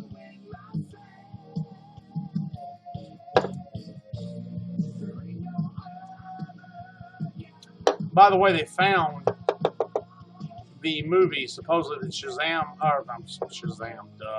that Sinbad was in. I saw the trailer, or the clip from the movie where he's a genie and talking to the 2 kids. And he makes one kid's hockey stick weapon into something else. I saw the trailer for it. I remember it too. Apparently that is actually not a Mandela effect. That's just a lost movie in time. But to give you a Mandela effect, Kevin, Sunday school. I would imagine you went to Sunday school. I really wish you would fucking call me. It's easier if we were talking. But did you go to Sunday school? Did you study the Bible and all that fucking mess in Sunday school? Like I discussed earlier, the lamb laid down with what, Kevin? According to Sunday school or the Bible, what did the lamb lay down with?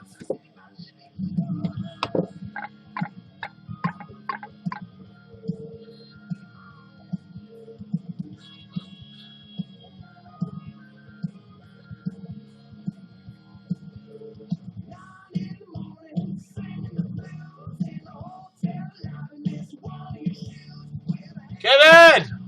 Jesus, answer. Are you slow internet, motherfucker? Oh, apparently Kevin. So I help feel better. Kevin's description is I help people feel better, more energy, and lose weight simply, supplementing with 2 natural plant extracts and mineral capsules daily. Kevin's the one I get my True Fix from. I love it. It really helps me out, man. Doing a long shift, I get the energy out of it. That's what I want. Oh, we got Alone 94. Alone 94. Talk to me. Ask me a question, jackass. Are you scared? Fucking ask me a question. But anyway, according to, hey, Jacob Finlow, 52. Ask me a question, dude. We're talking Mandela effect and Hadron Collider. I don't know if you know what the Mandela effect is, but I'll ask you a question. Hopefully you'll answer in the chat room. According to the Bible, what did the lamb lay down with? Answer that question. And if you watched Lord of the Rings, what did Gandalf say when the Balrog fell and grabbed him with the whip? Did he say, fly, you fools? Or did he say, run, you fools? So come on, Jacob. Talk to me. Holler at your boy. You're dealing with the wolf. You're on wolf tracks. Into the paranormal. You should be a ghost hunter. Ask me questions. Get what you got to get.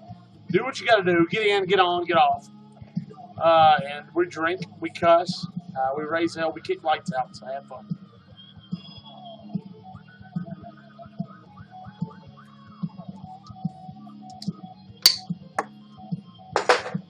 Oh, fucking A. Oh, we make shine here. That right there, my friend, is plum shine.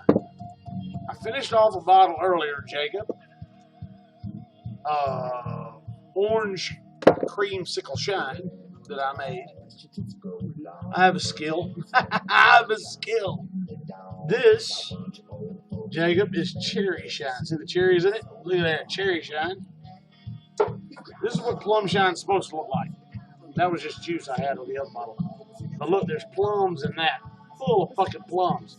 Oh, that 180 proof grain alcohol is going to soak into that. And this motherfucker here, dude. No, I'm sorry, that's not plums. I'm sorry, I'm drinking. This is cherry limeade. Cherry limeade. It tastes like Sonic cherry limeade. This is the nuts. Chicks dig this. But this is plum shine. Full of fucking plums. They're sucking up that 180 proof alcohol. They are literally going to be good to eat in a couple of days. It's all about managing your buds.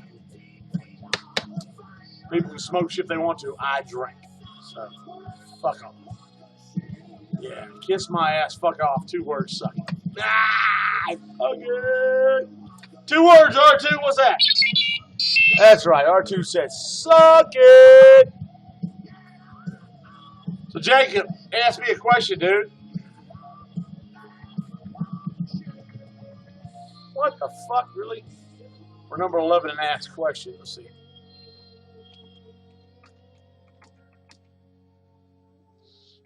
Q-U-E-S. I'm having to learn how to spell all over again because I've been drinking.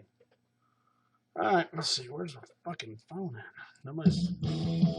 Well, shit, Kevin. What the fuck, man? Yeah.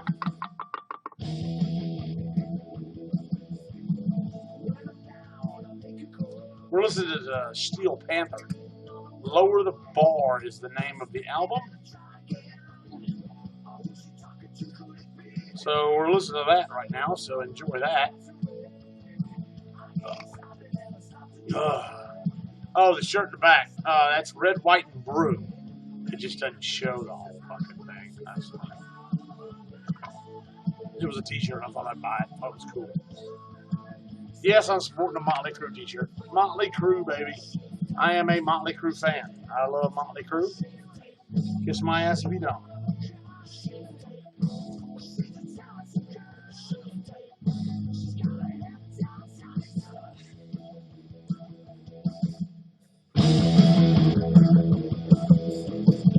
I'll be right back. Y'all discuss shit among yourselves. Call it if you want to.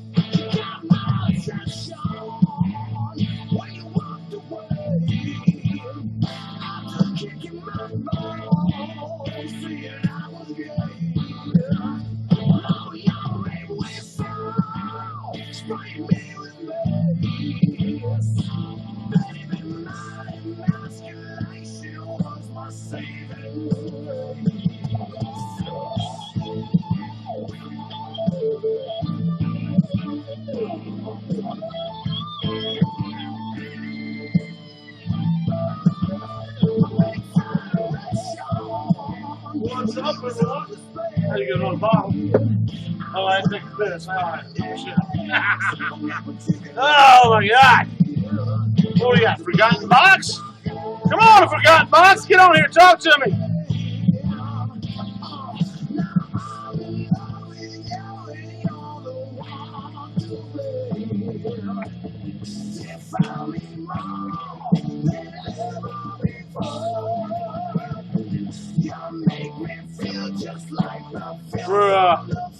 I'm hitting the second bottle of this Forgotten Box. This is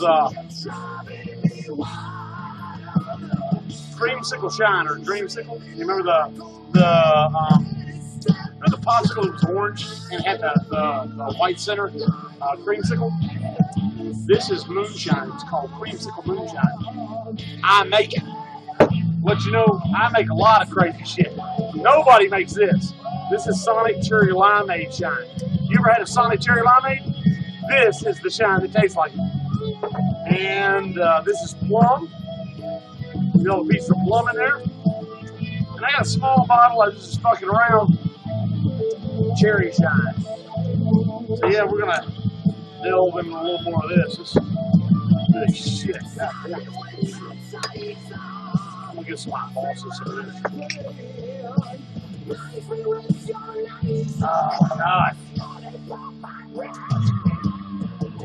So good. Well, let's see. My forgotten box. Says this profile has no description. Forgotten box. Get on here. Talk to me. A bunch of fucking pussies is what you are. Y'all, nobody wants to talk to the wolf? Well, even Kevin ain't even on. Fuck. He was on. Douchebag.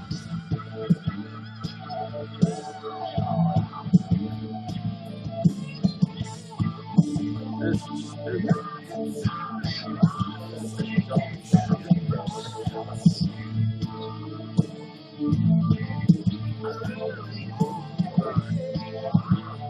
Alright, let's see what we got.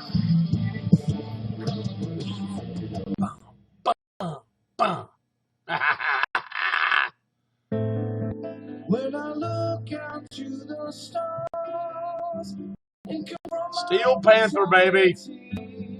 I'm overwhelmed by desire to live, to do something more to give. Time short and I'll soon be down, or living in my uncle's food shed. Let's pause this. So I think you're one of the most creative. This is Ted Knight and Tim Conway at the bar. That's very perceptive of you, Dean. You know, few people realize how difficult it really is for me, Ted Knight, to portray the character Ted Baxter. I mean, he's such a pompous, egomaniacal guy, and I'm such a simple, unassuming, down-to-earth guy, you know?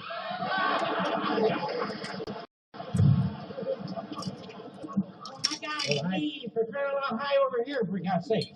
Hey. Oh, I know, don't tell me. I recognize your face. Yeah, you know who you are? Don't tell me. I don't, you're Martin, D. Martin. I know you, but a lot I see on that visionary set all the time when I have it on, when you're on. Hey, you know something? My wife thinks that you're one of the sexiest guys in the whole world. Yeah, she thought that right after she had her breakdown. Yeah. Apparently, Kevin grabbed his back on. Yeah, she's Well, Kevin, call in. Help you now. Listen. What do you think about the Hadron Collider and the Mandela effect? I wouldn't race him until Tuesday of next week. Listen, you know something? Speaking of Frank Sinatra, is he a great lover too? I wouldn't know. I never dated him. Well, the way I heard it, that one time he put jelly all over a lady trumpet player and had a jam session. No, Frank wouldn't do that. He's a mayonnaise man. Hey, no something. You over there, a gray eagle. You look familiar too. Haven't I seen you somewhere before too? Well, you probably have on one of these stars of the Art Animal show. That's where I've seen you. Yeah, for kind of, I watch that show too when I'm not watching a dino show. Oh, that's a good show. I like all them people on that show. Yeah. You know that guy who plays the newscaster? Yeah. Boy, does he stink. What part do you play? Rhoda Morgenstern, right? Speaking of Sammy Davis Jr., listen, you probably know him real well too. Is he really Jewish? Yes, he is. You know, that's strange. Now, I didn't know that they had Jewish tap dancers. I'm sure those Jewish folks have a great sense of rhythm. You should know, Rhoda. Yeah. Well, listen, speaking of my leaving, before I go, can I fix either one of you guys a short one? Yes, I would. I'd like one. Oh, good. Maybe I'll fix you up with Mickey Rooney.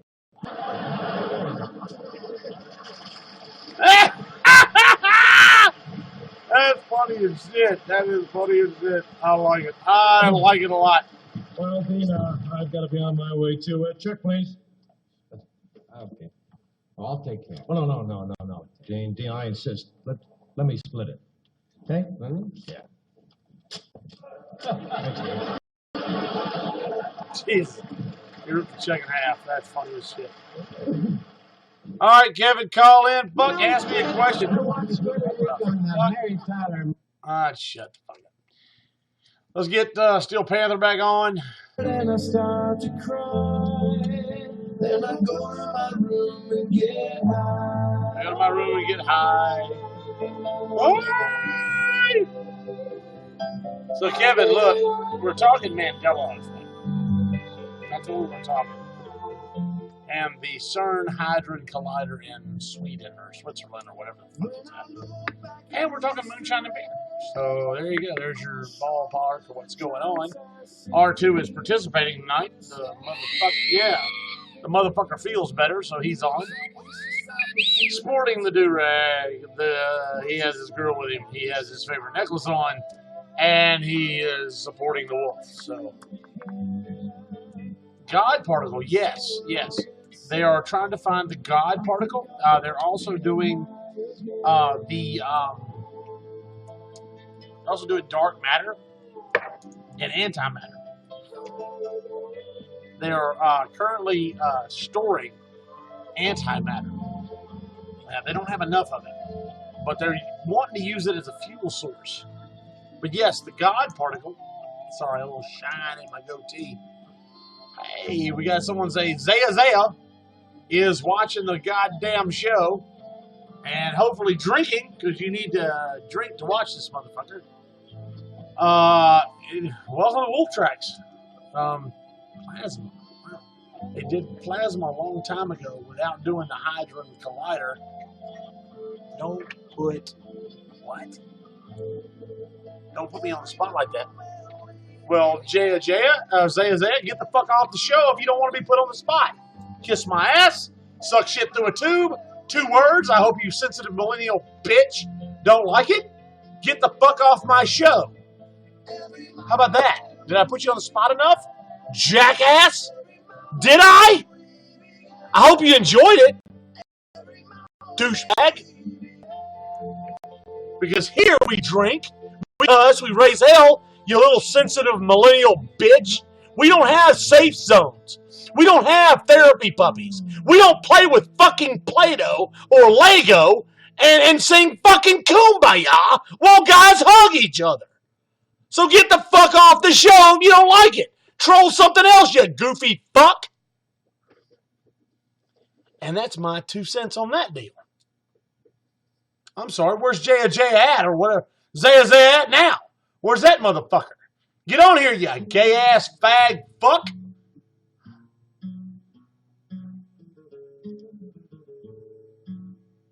Oh, I'm sorry, 2 Zaya 2016 is not on right now. Let's see if this jackass wants to get on here and deal with the wolf. Oh, no, get on, jackass. Come on. What's the matter? You scared? You're scared of the wolf. I don't have daddy issues, you fucking prick. I have millennial issues. I'm sorry, do you need a safe zone? Do you want to be held? I'm sorry. Do you need a hug? I'm sorry. Do words hurt? Are you offended? So apparently Zaya 2016 is a big fucking pussy. Yeah. Apparently he's got his MERS, his man purse, and his man pond is shoved in sideways. This guy probably wears a man bun and probably wears, shoes with no socks and, has that whole goofy fucking millennial look. Yeah, a beard. This asshole probably has a beard and can't change a fucking tire of oil. Well, what's up, Jacob Wright? What's up, man? Just going off on a guy named Zaya. Yeah, the portal, supposedly, the CERN Hadron Collider, the CERN Hadron Collider. Oh, by the way, Zaya, I didn't ask your permission. Oh, dude, get on. Zaya, get on. Call me, motherfucker. You want some? Come get some. I'm calling you out, pussy boy. Get you some, millennial boy. Get you some. Dance with the wolf if you want to. I bet you're what? 14, 15, maybe 16? Tops? You still live with your mom and dad? Get some, bitch. Come on. Get in here.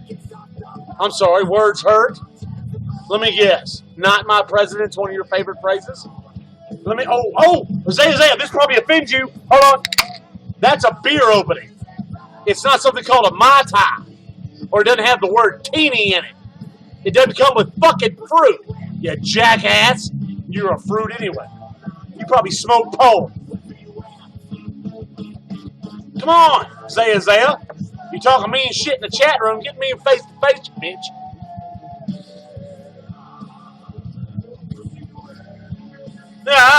Leave me to my safe space. Dude, I'm an 80s brat. I grew up in the 70s.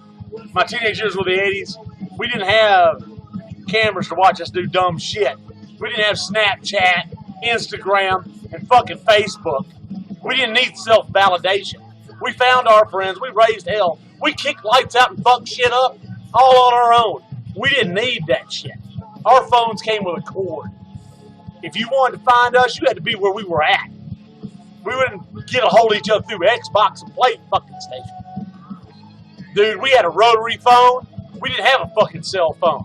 We weren't Snapchatting and all that shit, big pussy boy. Yeah.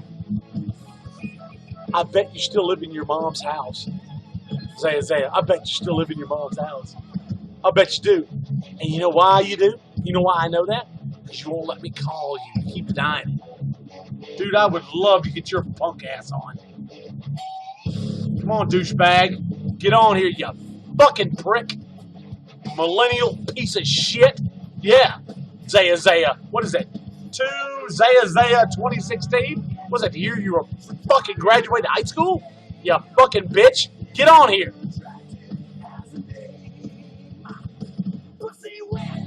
Dice Man. I respect the name. I like the comedian. I'm digging it. Shock and awe. A Dice Man. Ask me a question, dude. We're talking Hadron Collider, CERN Hadron Collider. We're talking Mandela effect. We're talking moonshine. We're talking beer. We're going off on some bitch-ass punk boy named Isaiah. Get in, get on, get off. Do what you got to do. You banged your... Kevin just posted, he banged his 8th grade teacher all summer. Well, fuck, hell yeah. You're not like one of these little goddamn kids that got to tell somebody. You just enjoy the sex for sex. Shit. If I had teachers that were hot, I would have done the same thing. But all my teachers look like the goddamn crypt keeper wearing pantyhose.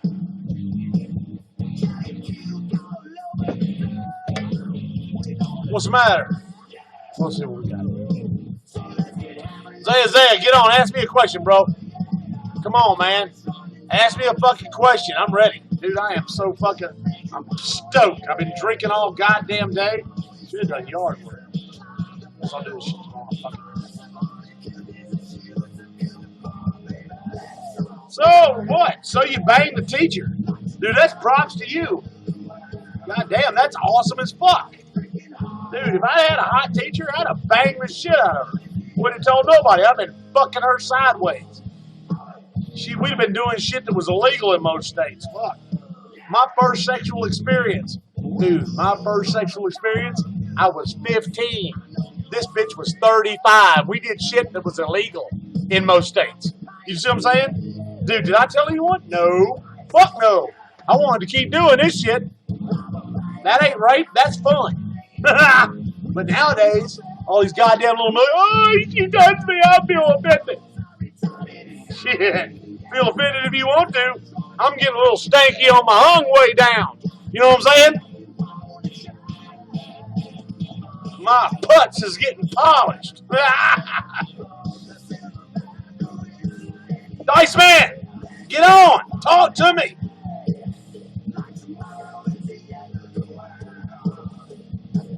Oh, I love the 80s, dude. Don't touch my penis. No, please, God damn it. Dude, I don't think I've ever told a woman not to. So, Kevin, how was wrestling tonight?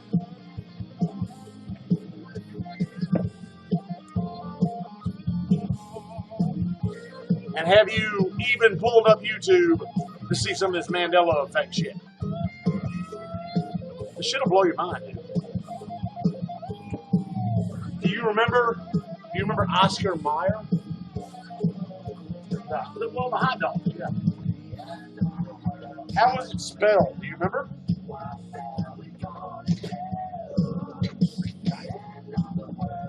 You remember how it was spelled? At all?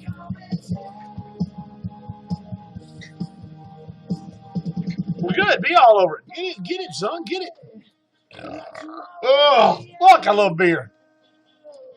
Woo, the wolf is drunk now. Apparently, Mr. Jackass, Zaya doesn't want me to put him on the spot like that. Fuck him.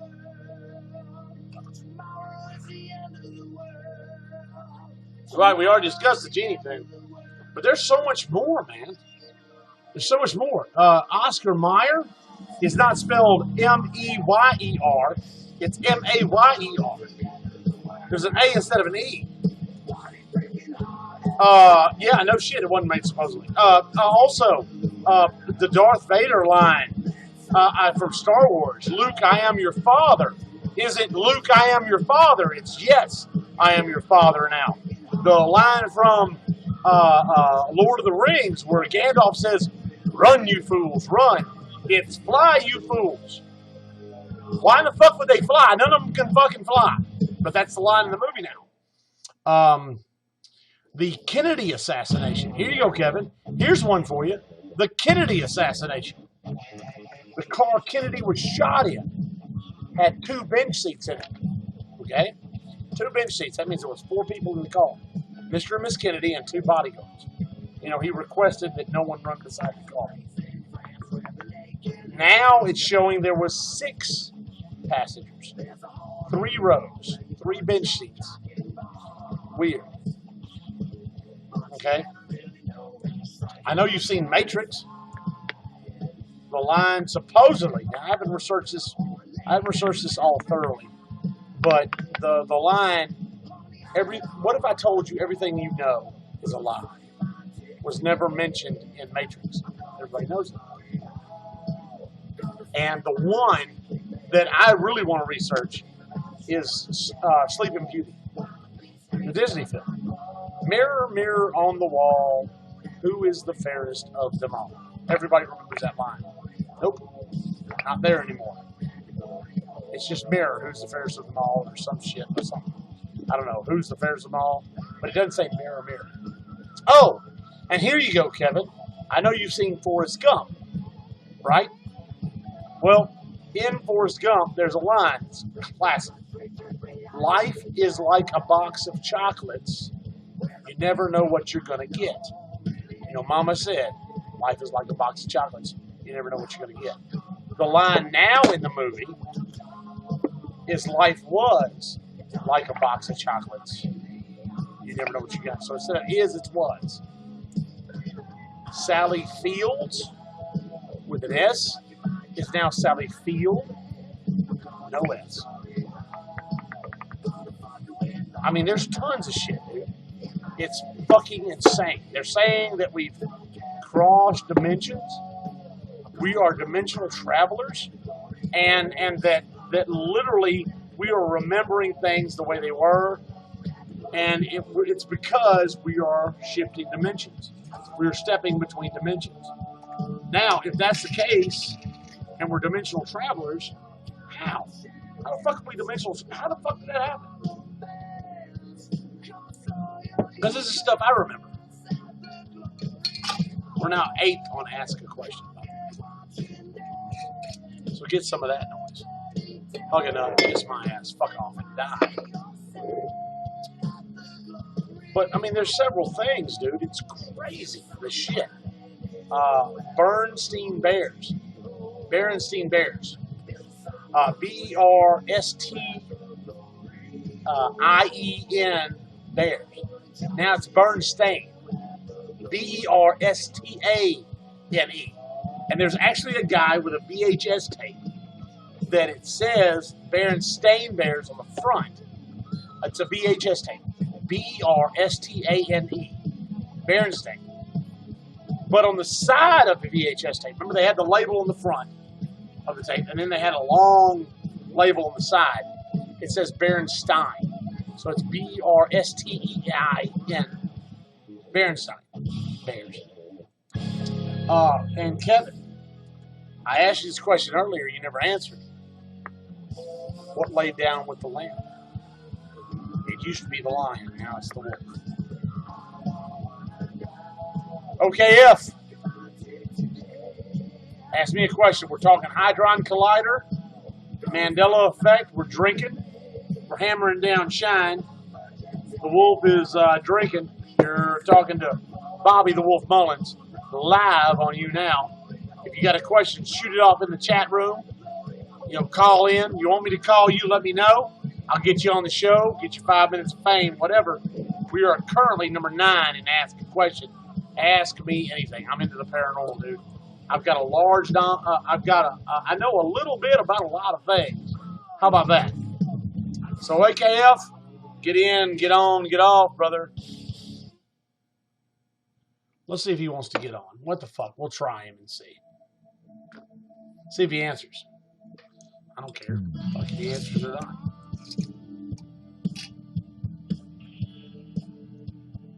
This right here is creamsicle shine, or dreamsicle, whatever you want to call it. I make my own shine, moonshine that is. It's a good habit. It's a good hobby. Let's see, inviting guest.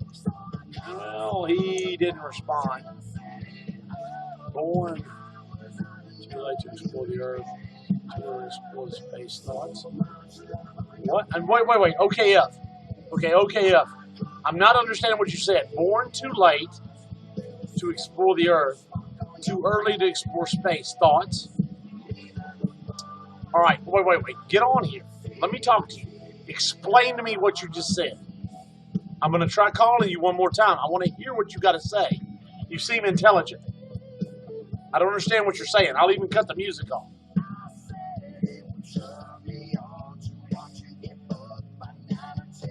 Well, come on, get on here. Talk to me. Tell me what you want to explore and why.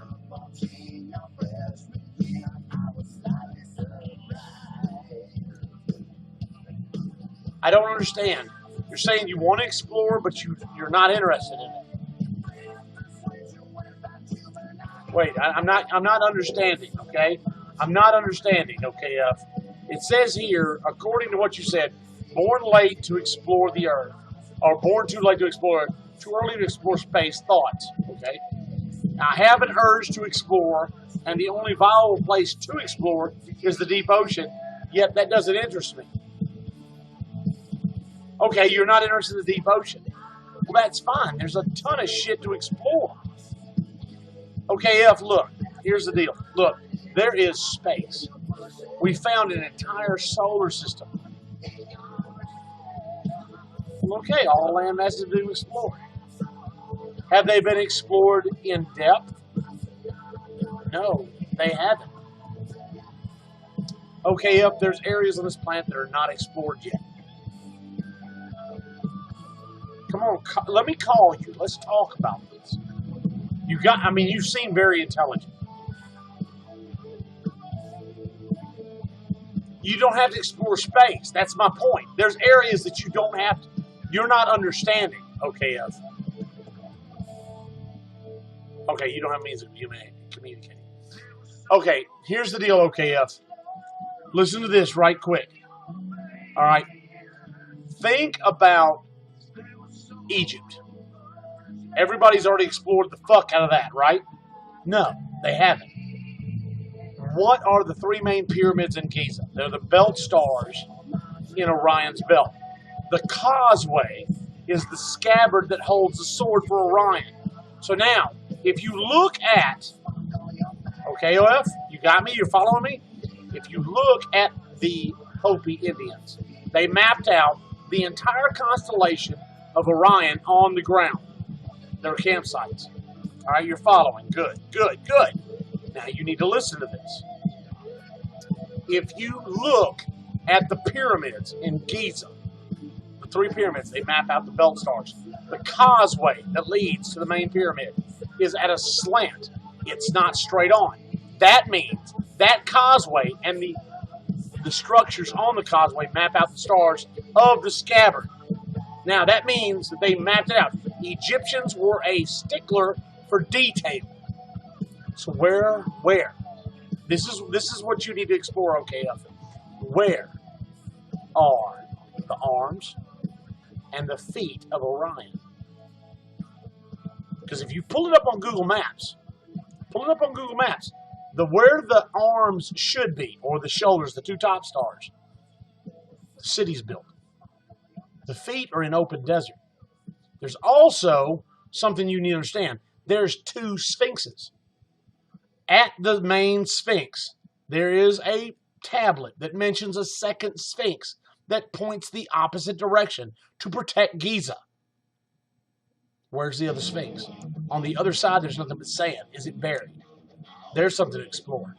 If you look at South America and the Mayans, all right, a boy used Google Maps and plotted out and found what he calls the Temple of Fire or the City of Fire.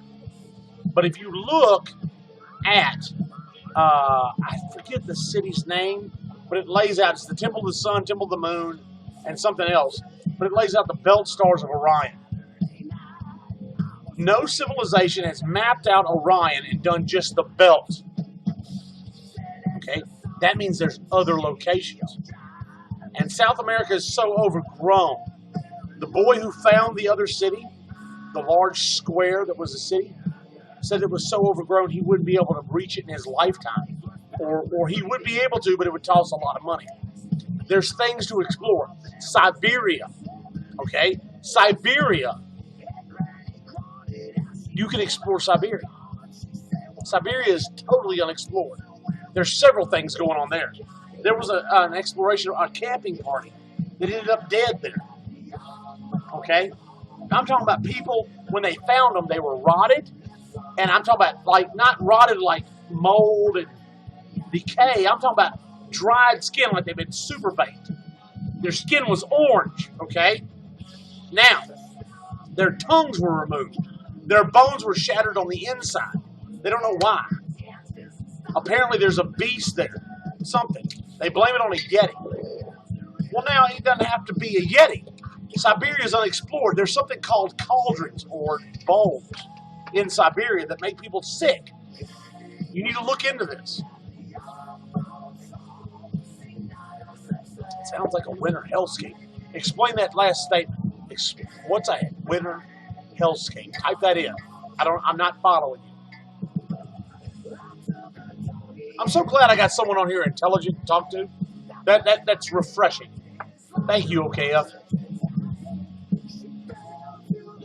I got Butt Pato J254 is watching. Let's see if this asshole's got a way to communicate. See if we can't get him on, have him ask a question. Nope, won't let me. Okay, there you go. That takes care of that shit. Then we don't have to worry about someone talking to the wolf, apparently. All right, OKF, here's the deal. Sounds like a very dangerous place that is very cold. All right, it is a very dangerous place that is very cold. Now, when you take risks, you get reward. You want to explore, apparently. Siberia is also the place where the explosion happened, where trees dead center of the explosion still stand. But in the radius around it are all pushed out, knocked over. All right? They think that it was a meteor that exploded in our atmosphere. Some scientists believe it was a UFO that exploded. Nuclear. Sorry. I gotta wet the whistle. But there's all kind of shit in Siberia. You gotta look at Russia. Look at the Black Forest in Russia. A cigar-shaped UFO fell there. The czar, whatever you call, whatever the leader of Russia is, at the time, ordered, not requested, not asked, ordered that the USSR, the military, the USSR, shoot down any unidentified flying object because they wanted a viable UFO like Area 51 in the U.S. Now, if you explore this, and if you look into this, USSR is full of what they call cigar-shaped UFOs. Matter of fact, they have declassified records. Excuse me, another burp's like beer. They have declassified records of a USO, unidentified submersible object, engaging a Russian military naval fleet and destroying most of it, because the Russians were ordered to kill it. It says, is the risk worth the reward of discovery? If I were to explore somewhere on Earth, it would be one of the jungles due to warmth. Well, yes, that makes sense. That actually makes sense. I think South America should be your location. The only reason I say that is, if you look at the Mayan ruins, the jungle has overtaken everything. It doesn't take long for the jungle in South America, the growth, the plants to overtake a structure. They've already mapped out with ground penetrating radar several locations that could be or are structural locations. Now, if that's the case, then you should be able to go to South America and find a structure of your own and name it of your own. Now, keep in mind, when you find stuff, you're going to find items, artifacts, history. My advice to you, OKF, is to keep it to yourself and publish it yourself. Because if the governments, plural, find out what you found, they're going to nerf it. They're going to put the kibosh on it, and they won't let you publish it. All right, you're going to find stuff like the what is it? There's a sarcophagus of a Mayan ruler. That the sarcophagus is almost 10 feet long. That means this motherfucker's got to be almost 10 feet tall. And if you look at the lid of the sarcophagus, it looks like he's operating a spaceship to launch. And I know you probably watch Ancient Aliens, and I do too. And I understand that you can put ideas in someone's head, but it actually looks like he's operating levers and pedals. There's something on his nose to let him breathe. There's flames at the bottom. Okay? I'm a firm believer that we are the only race, or we are a race with amnesia. Goddamn hair. Fucking hairs in my face. It's that in-between stage when it's long. We're the only race with amnesia. There's so much drug issue in South America. Sadly, I've been friends with. Yeah, all right, okay, here's the deal. I understand there's drug use. Have you thought about doing, and I'm not promoting doing drugs, but what about the stuff they experimented with, the shaman in South America used to reach what they consider an astral plane, to see the jaguar gods that they used in UCLA. They actually found how to make it synthetically. It's literally a derivative from a bush and a tree that are on opposite sides. There's no way that a human come up with the idea to mix these two together to get this juice, so to speak. I forget what it's called. Sorry. I'd have to Google it to find out. But every person in UCLA, I think there was a 20-person experimental group, every person said the same thing. When they took it, they went to what they consider another dimension, and they found people there that were saying the same thing. It's about time you found this technology. We've been waiting on you. It's good to meet you, basically. The Jaguar Kings. They saw animals and stuff like that.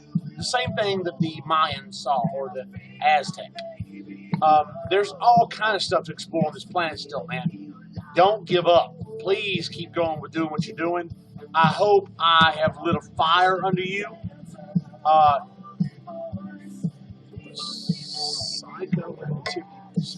Drugs.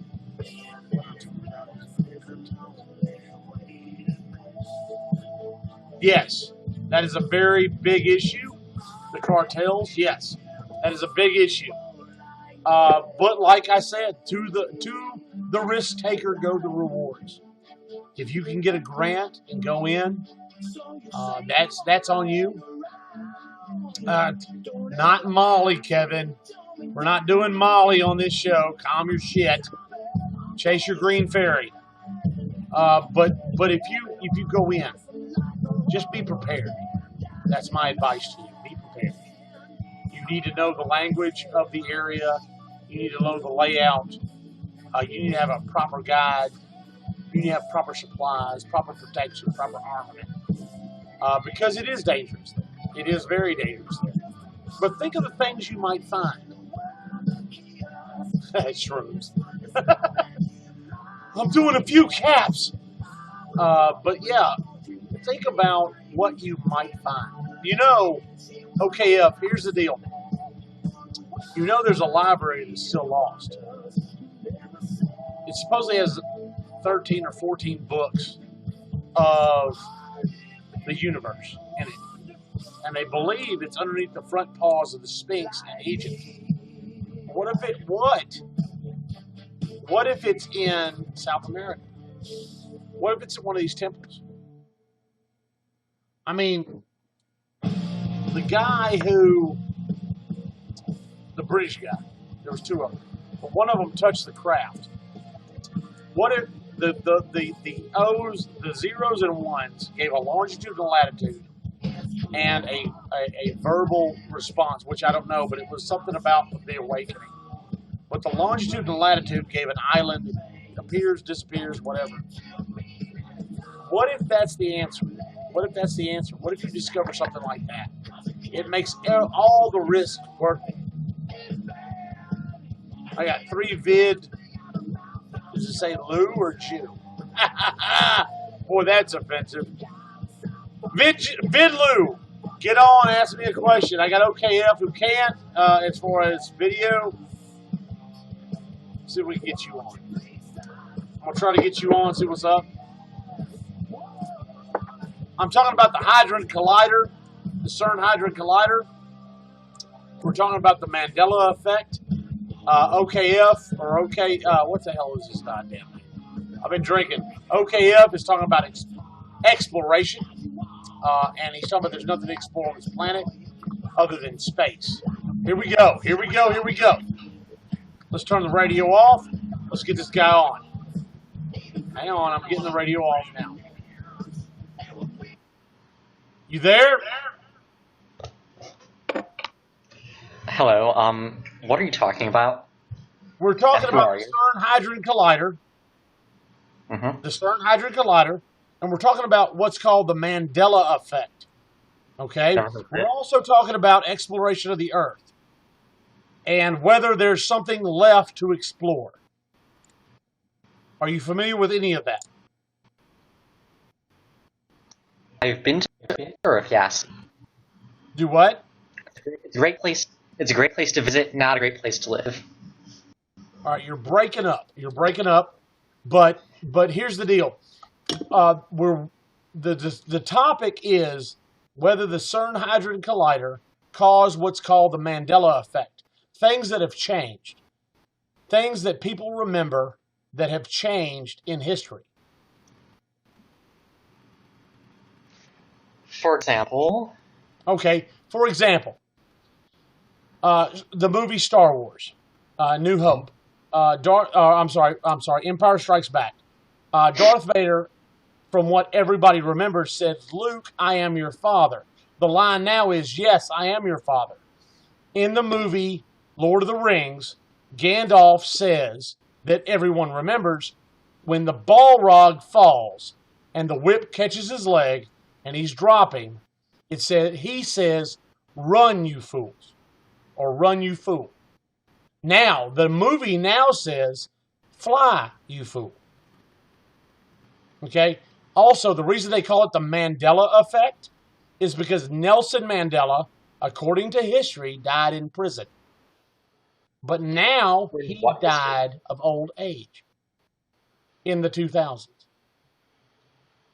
Also, you have things like products that they're not what we remember. Like the product Febreze that makes things smell better. It was Febreze. Now it's spelled Febreze. There's no E. It was a double E. There's several things. The Kennedy assassination. You know, JFK, right? John F. Kennedy. He was assassinated, shot by the guy on the hill, the mound. Well, supposedly, in every documentary, there was 4 people in the car. They're now saying there were 6 people in the car. There was 3 bench seats in the car, not 2. It's called the Mandela effect, meaning someone or something has messed with the timeline and things have gone astray. Little things have changed. Like, have you seen Forrest Gump, the movie Forrest Gump? All right. The line out of Forrest Gump, Yeah. The one of the most famous lines is, life is like a box of chocolates. You don't know what you're going to get.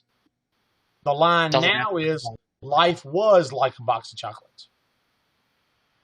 What are you Googling? Are you fact checking me? We're drinking and we're talking shit on this show. That right there. So are you do what now? Are you like you? Your connection either sucks or your camera sucks. One of the two. I said a crazy person. Yes, I am a crazy person. I'm an 80s brat. I was born in the 70s, raised in the 80s. There was no cameras to catch my shit that I did that was nuts. I drink a lot, I raise hell, I kick lights out, and I fuck shit up.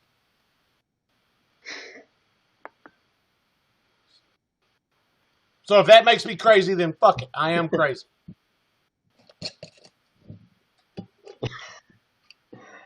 Somebody named Todd, the guy says, am I a globalist? What is a globalist? This guy. Do what now? If you don't follow this guy on Twitter, you're a loser. Says I'm a loser? If you don't follow him, you're a loser. I don't give a fuck if he thinks I'm a loser or not. I don't give a flying ass. No. He doesn't think you're a loser. You are a loser. Dude, I can't hear you. That's weird. If you don't follow him. You are a loser if you don't follow him. Well, you know, you can't please everyone all the time. That's the thing. And I had a friend of mine, a boss, that said, if you can't be famous, be infamous. Which one's easier, famous or infamous? Infamous is easier. Piss off the masses, and you become famous. Dude, I'm digging the glasses. Nice.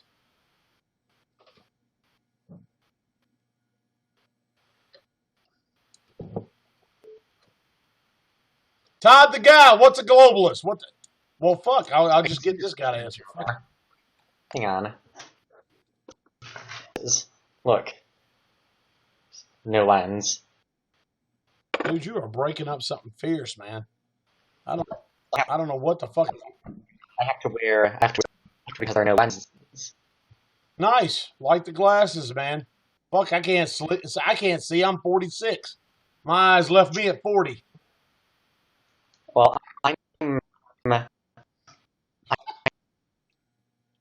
You're, dude, I'm going to try to call you back, okay? I'm going to try to call you back. You're breaking up like crazy, okay? Jesus Christ. Holy mother of God. Where the hell are you at? Who was Vidloo? All right, Vidloo. Hang on, Vidloo. Hang on, dude. Hang on. I'm trying to find you. Where the fuck did you go? Where the hell's Vidloo? Shit, call me if you have to. Shit, I can't find you. Hold on. I know you're on here some goddamn where. Fuck me running. Jesus Christ. Hold on. What the fuck? What the fuck? Where the hell's Vidloo at? God damn it, Vid. There you are. Here, I'm going to try to call you again, Vidloo. All right. We'll try to get a better connection because you were breaking up. You sounded like a Nintendo game. Sup, brah? What's up, brother?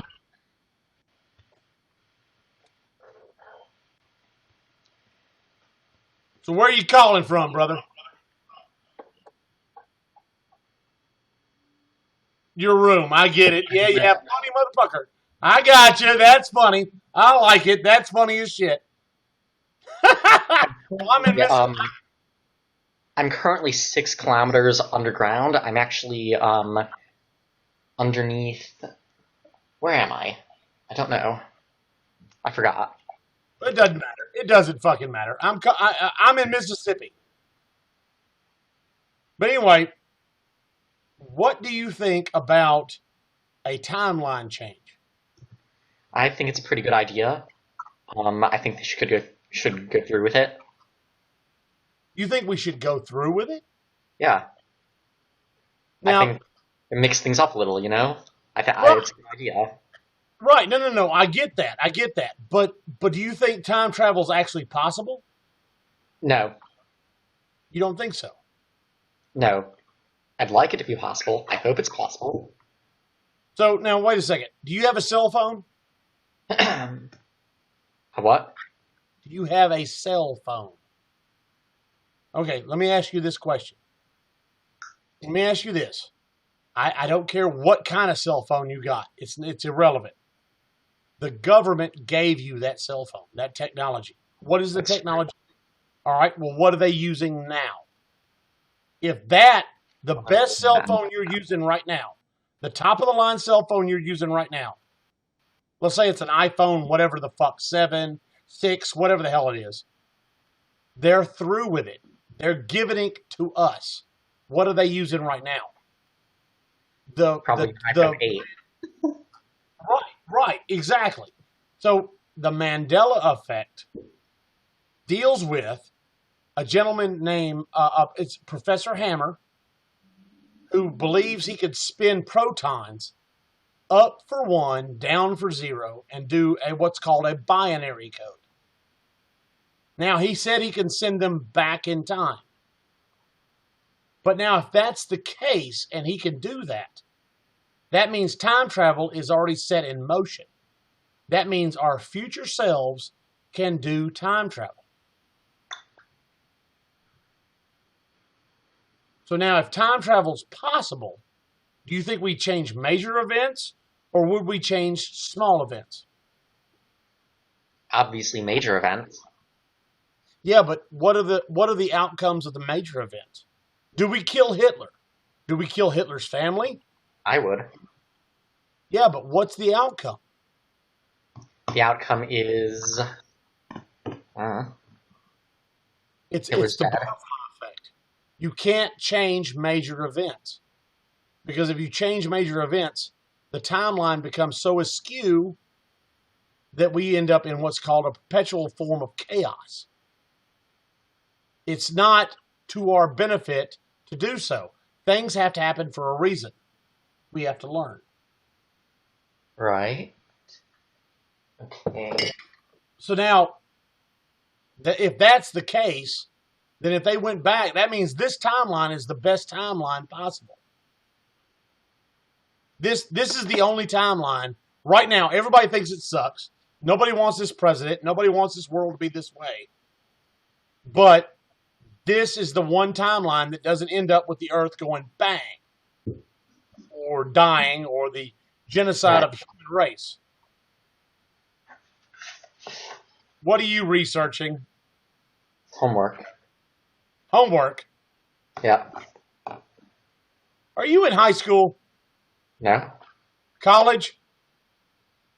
Sort of, yeah. There you go. Good job. I'm proud of you. Could call it college. I'm not going to go off on you because you're learning. Jesus. What are you studying? Ergodic theory. What is it? Ergodic theory. What is that? It's the theory of ergodicity. The theory of what? Ergodicity. What is that? It's the theory of measure-preserving transformations on measurable spaces. Nice. Nice. Basically, there's the first one of the earliest results was the ergodic theorem, which says that the space average of function on a space with an ergodic measure-preserving transformation is the same as the time average. Okay. It's a little above my pay grade, sorry.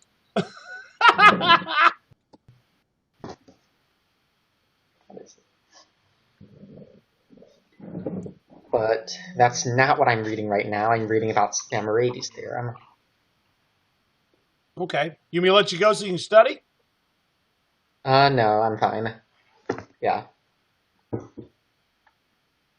So, now, since you're not going to study, apparently you're going to fuck off for a little while, which I encourage. Of course. If time is a bunch of timelines, picture a loom that weaves a blanket. You know, all the threads that are in a loom? There's hundreds of threads that are in a loom. What if we've explored every thread, and this is the only one that works? Would this cause the Mandela effect? No. No? Why? Well, I don't see why it would. Well, if we explore every possible timeline, that means we've changed stuff in every timeline. That means the Mandela effect would appear, that things would change slightly. We wouldn't change major events. We'd change minor events to try to perpetuate our longevity on this planet.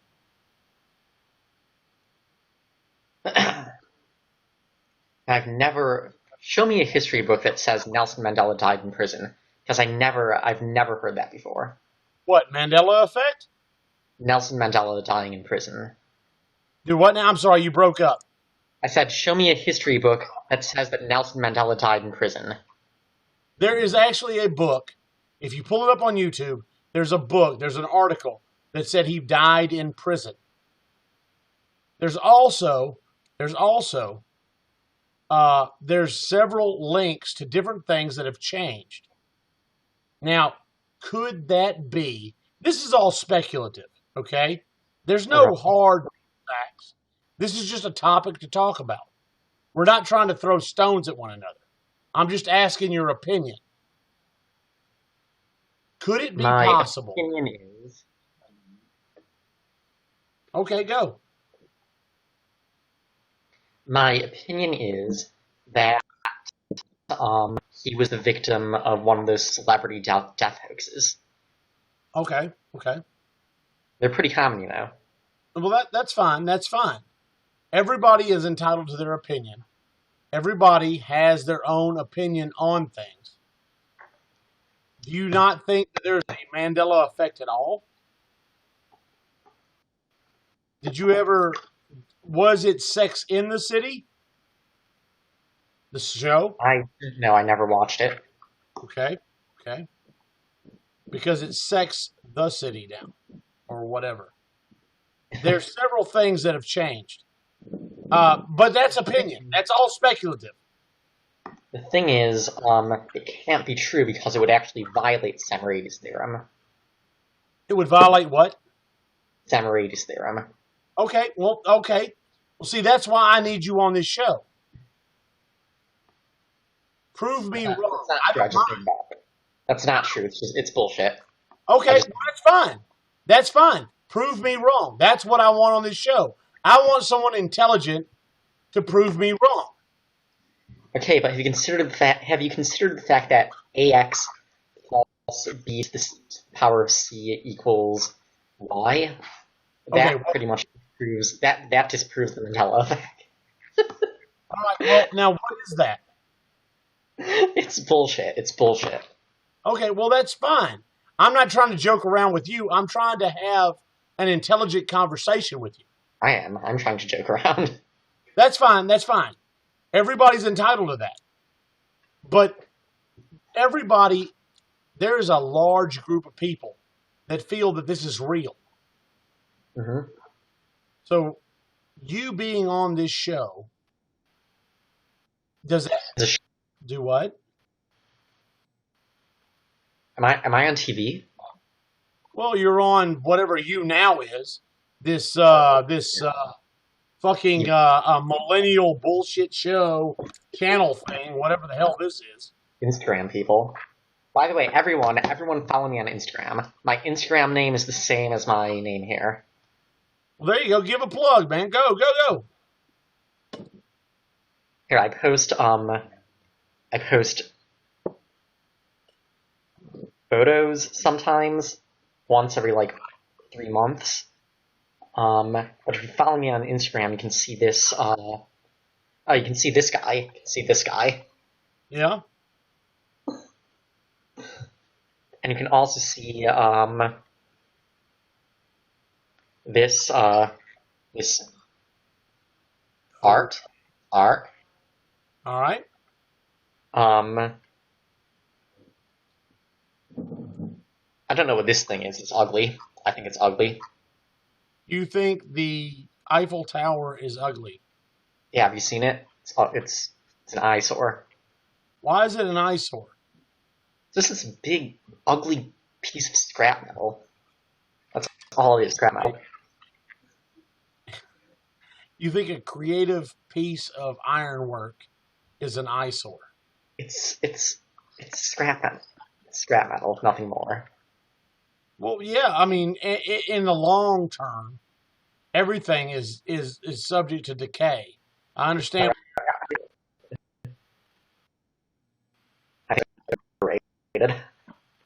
Wait, you're breaking up again, man. You're breaking up again, buddy. I said overrated.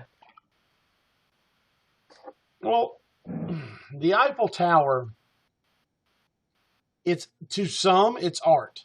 To some, like you, it's scrap metal. Everybody has their own opinion. Here's some real art. This is fine art. That's art? Yeah. Wow, that's horrible. That's horrible. That is terrible. Now you're jerking my chain. You're just fucking around for no reason now. I know what you're doing. You're not that goddamn slick.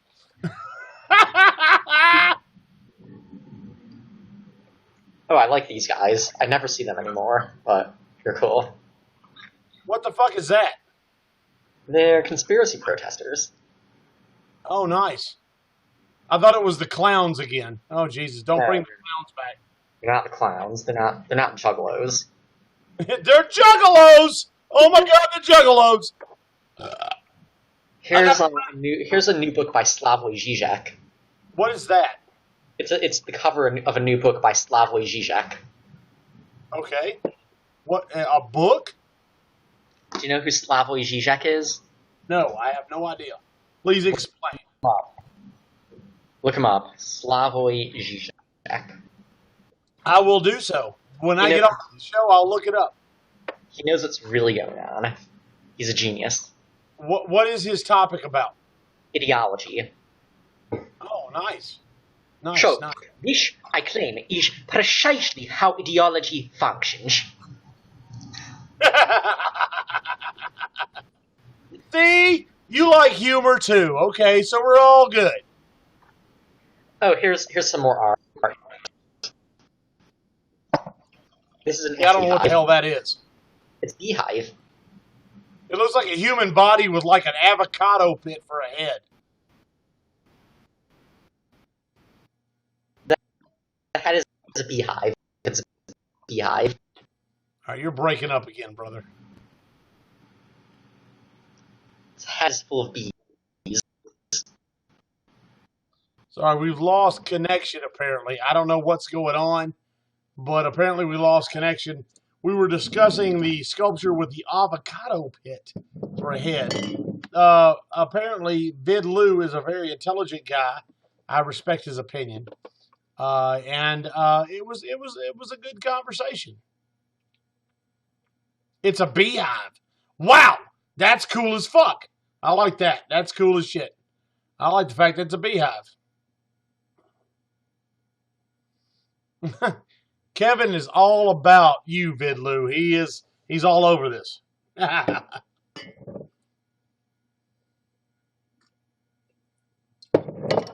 What time is it? Jesus Christ, 10:53.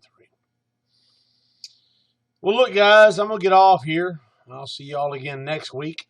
I'll try to tune in. I guess I'll do Ask a Question from now on.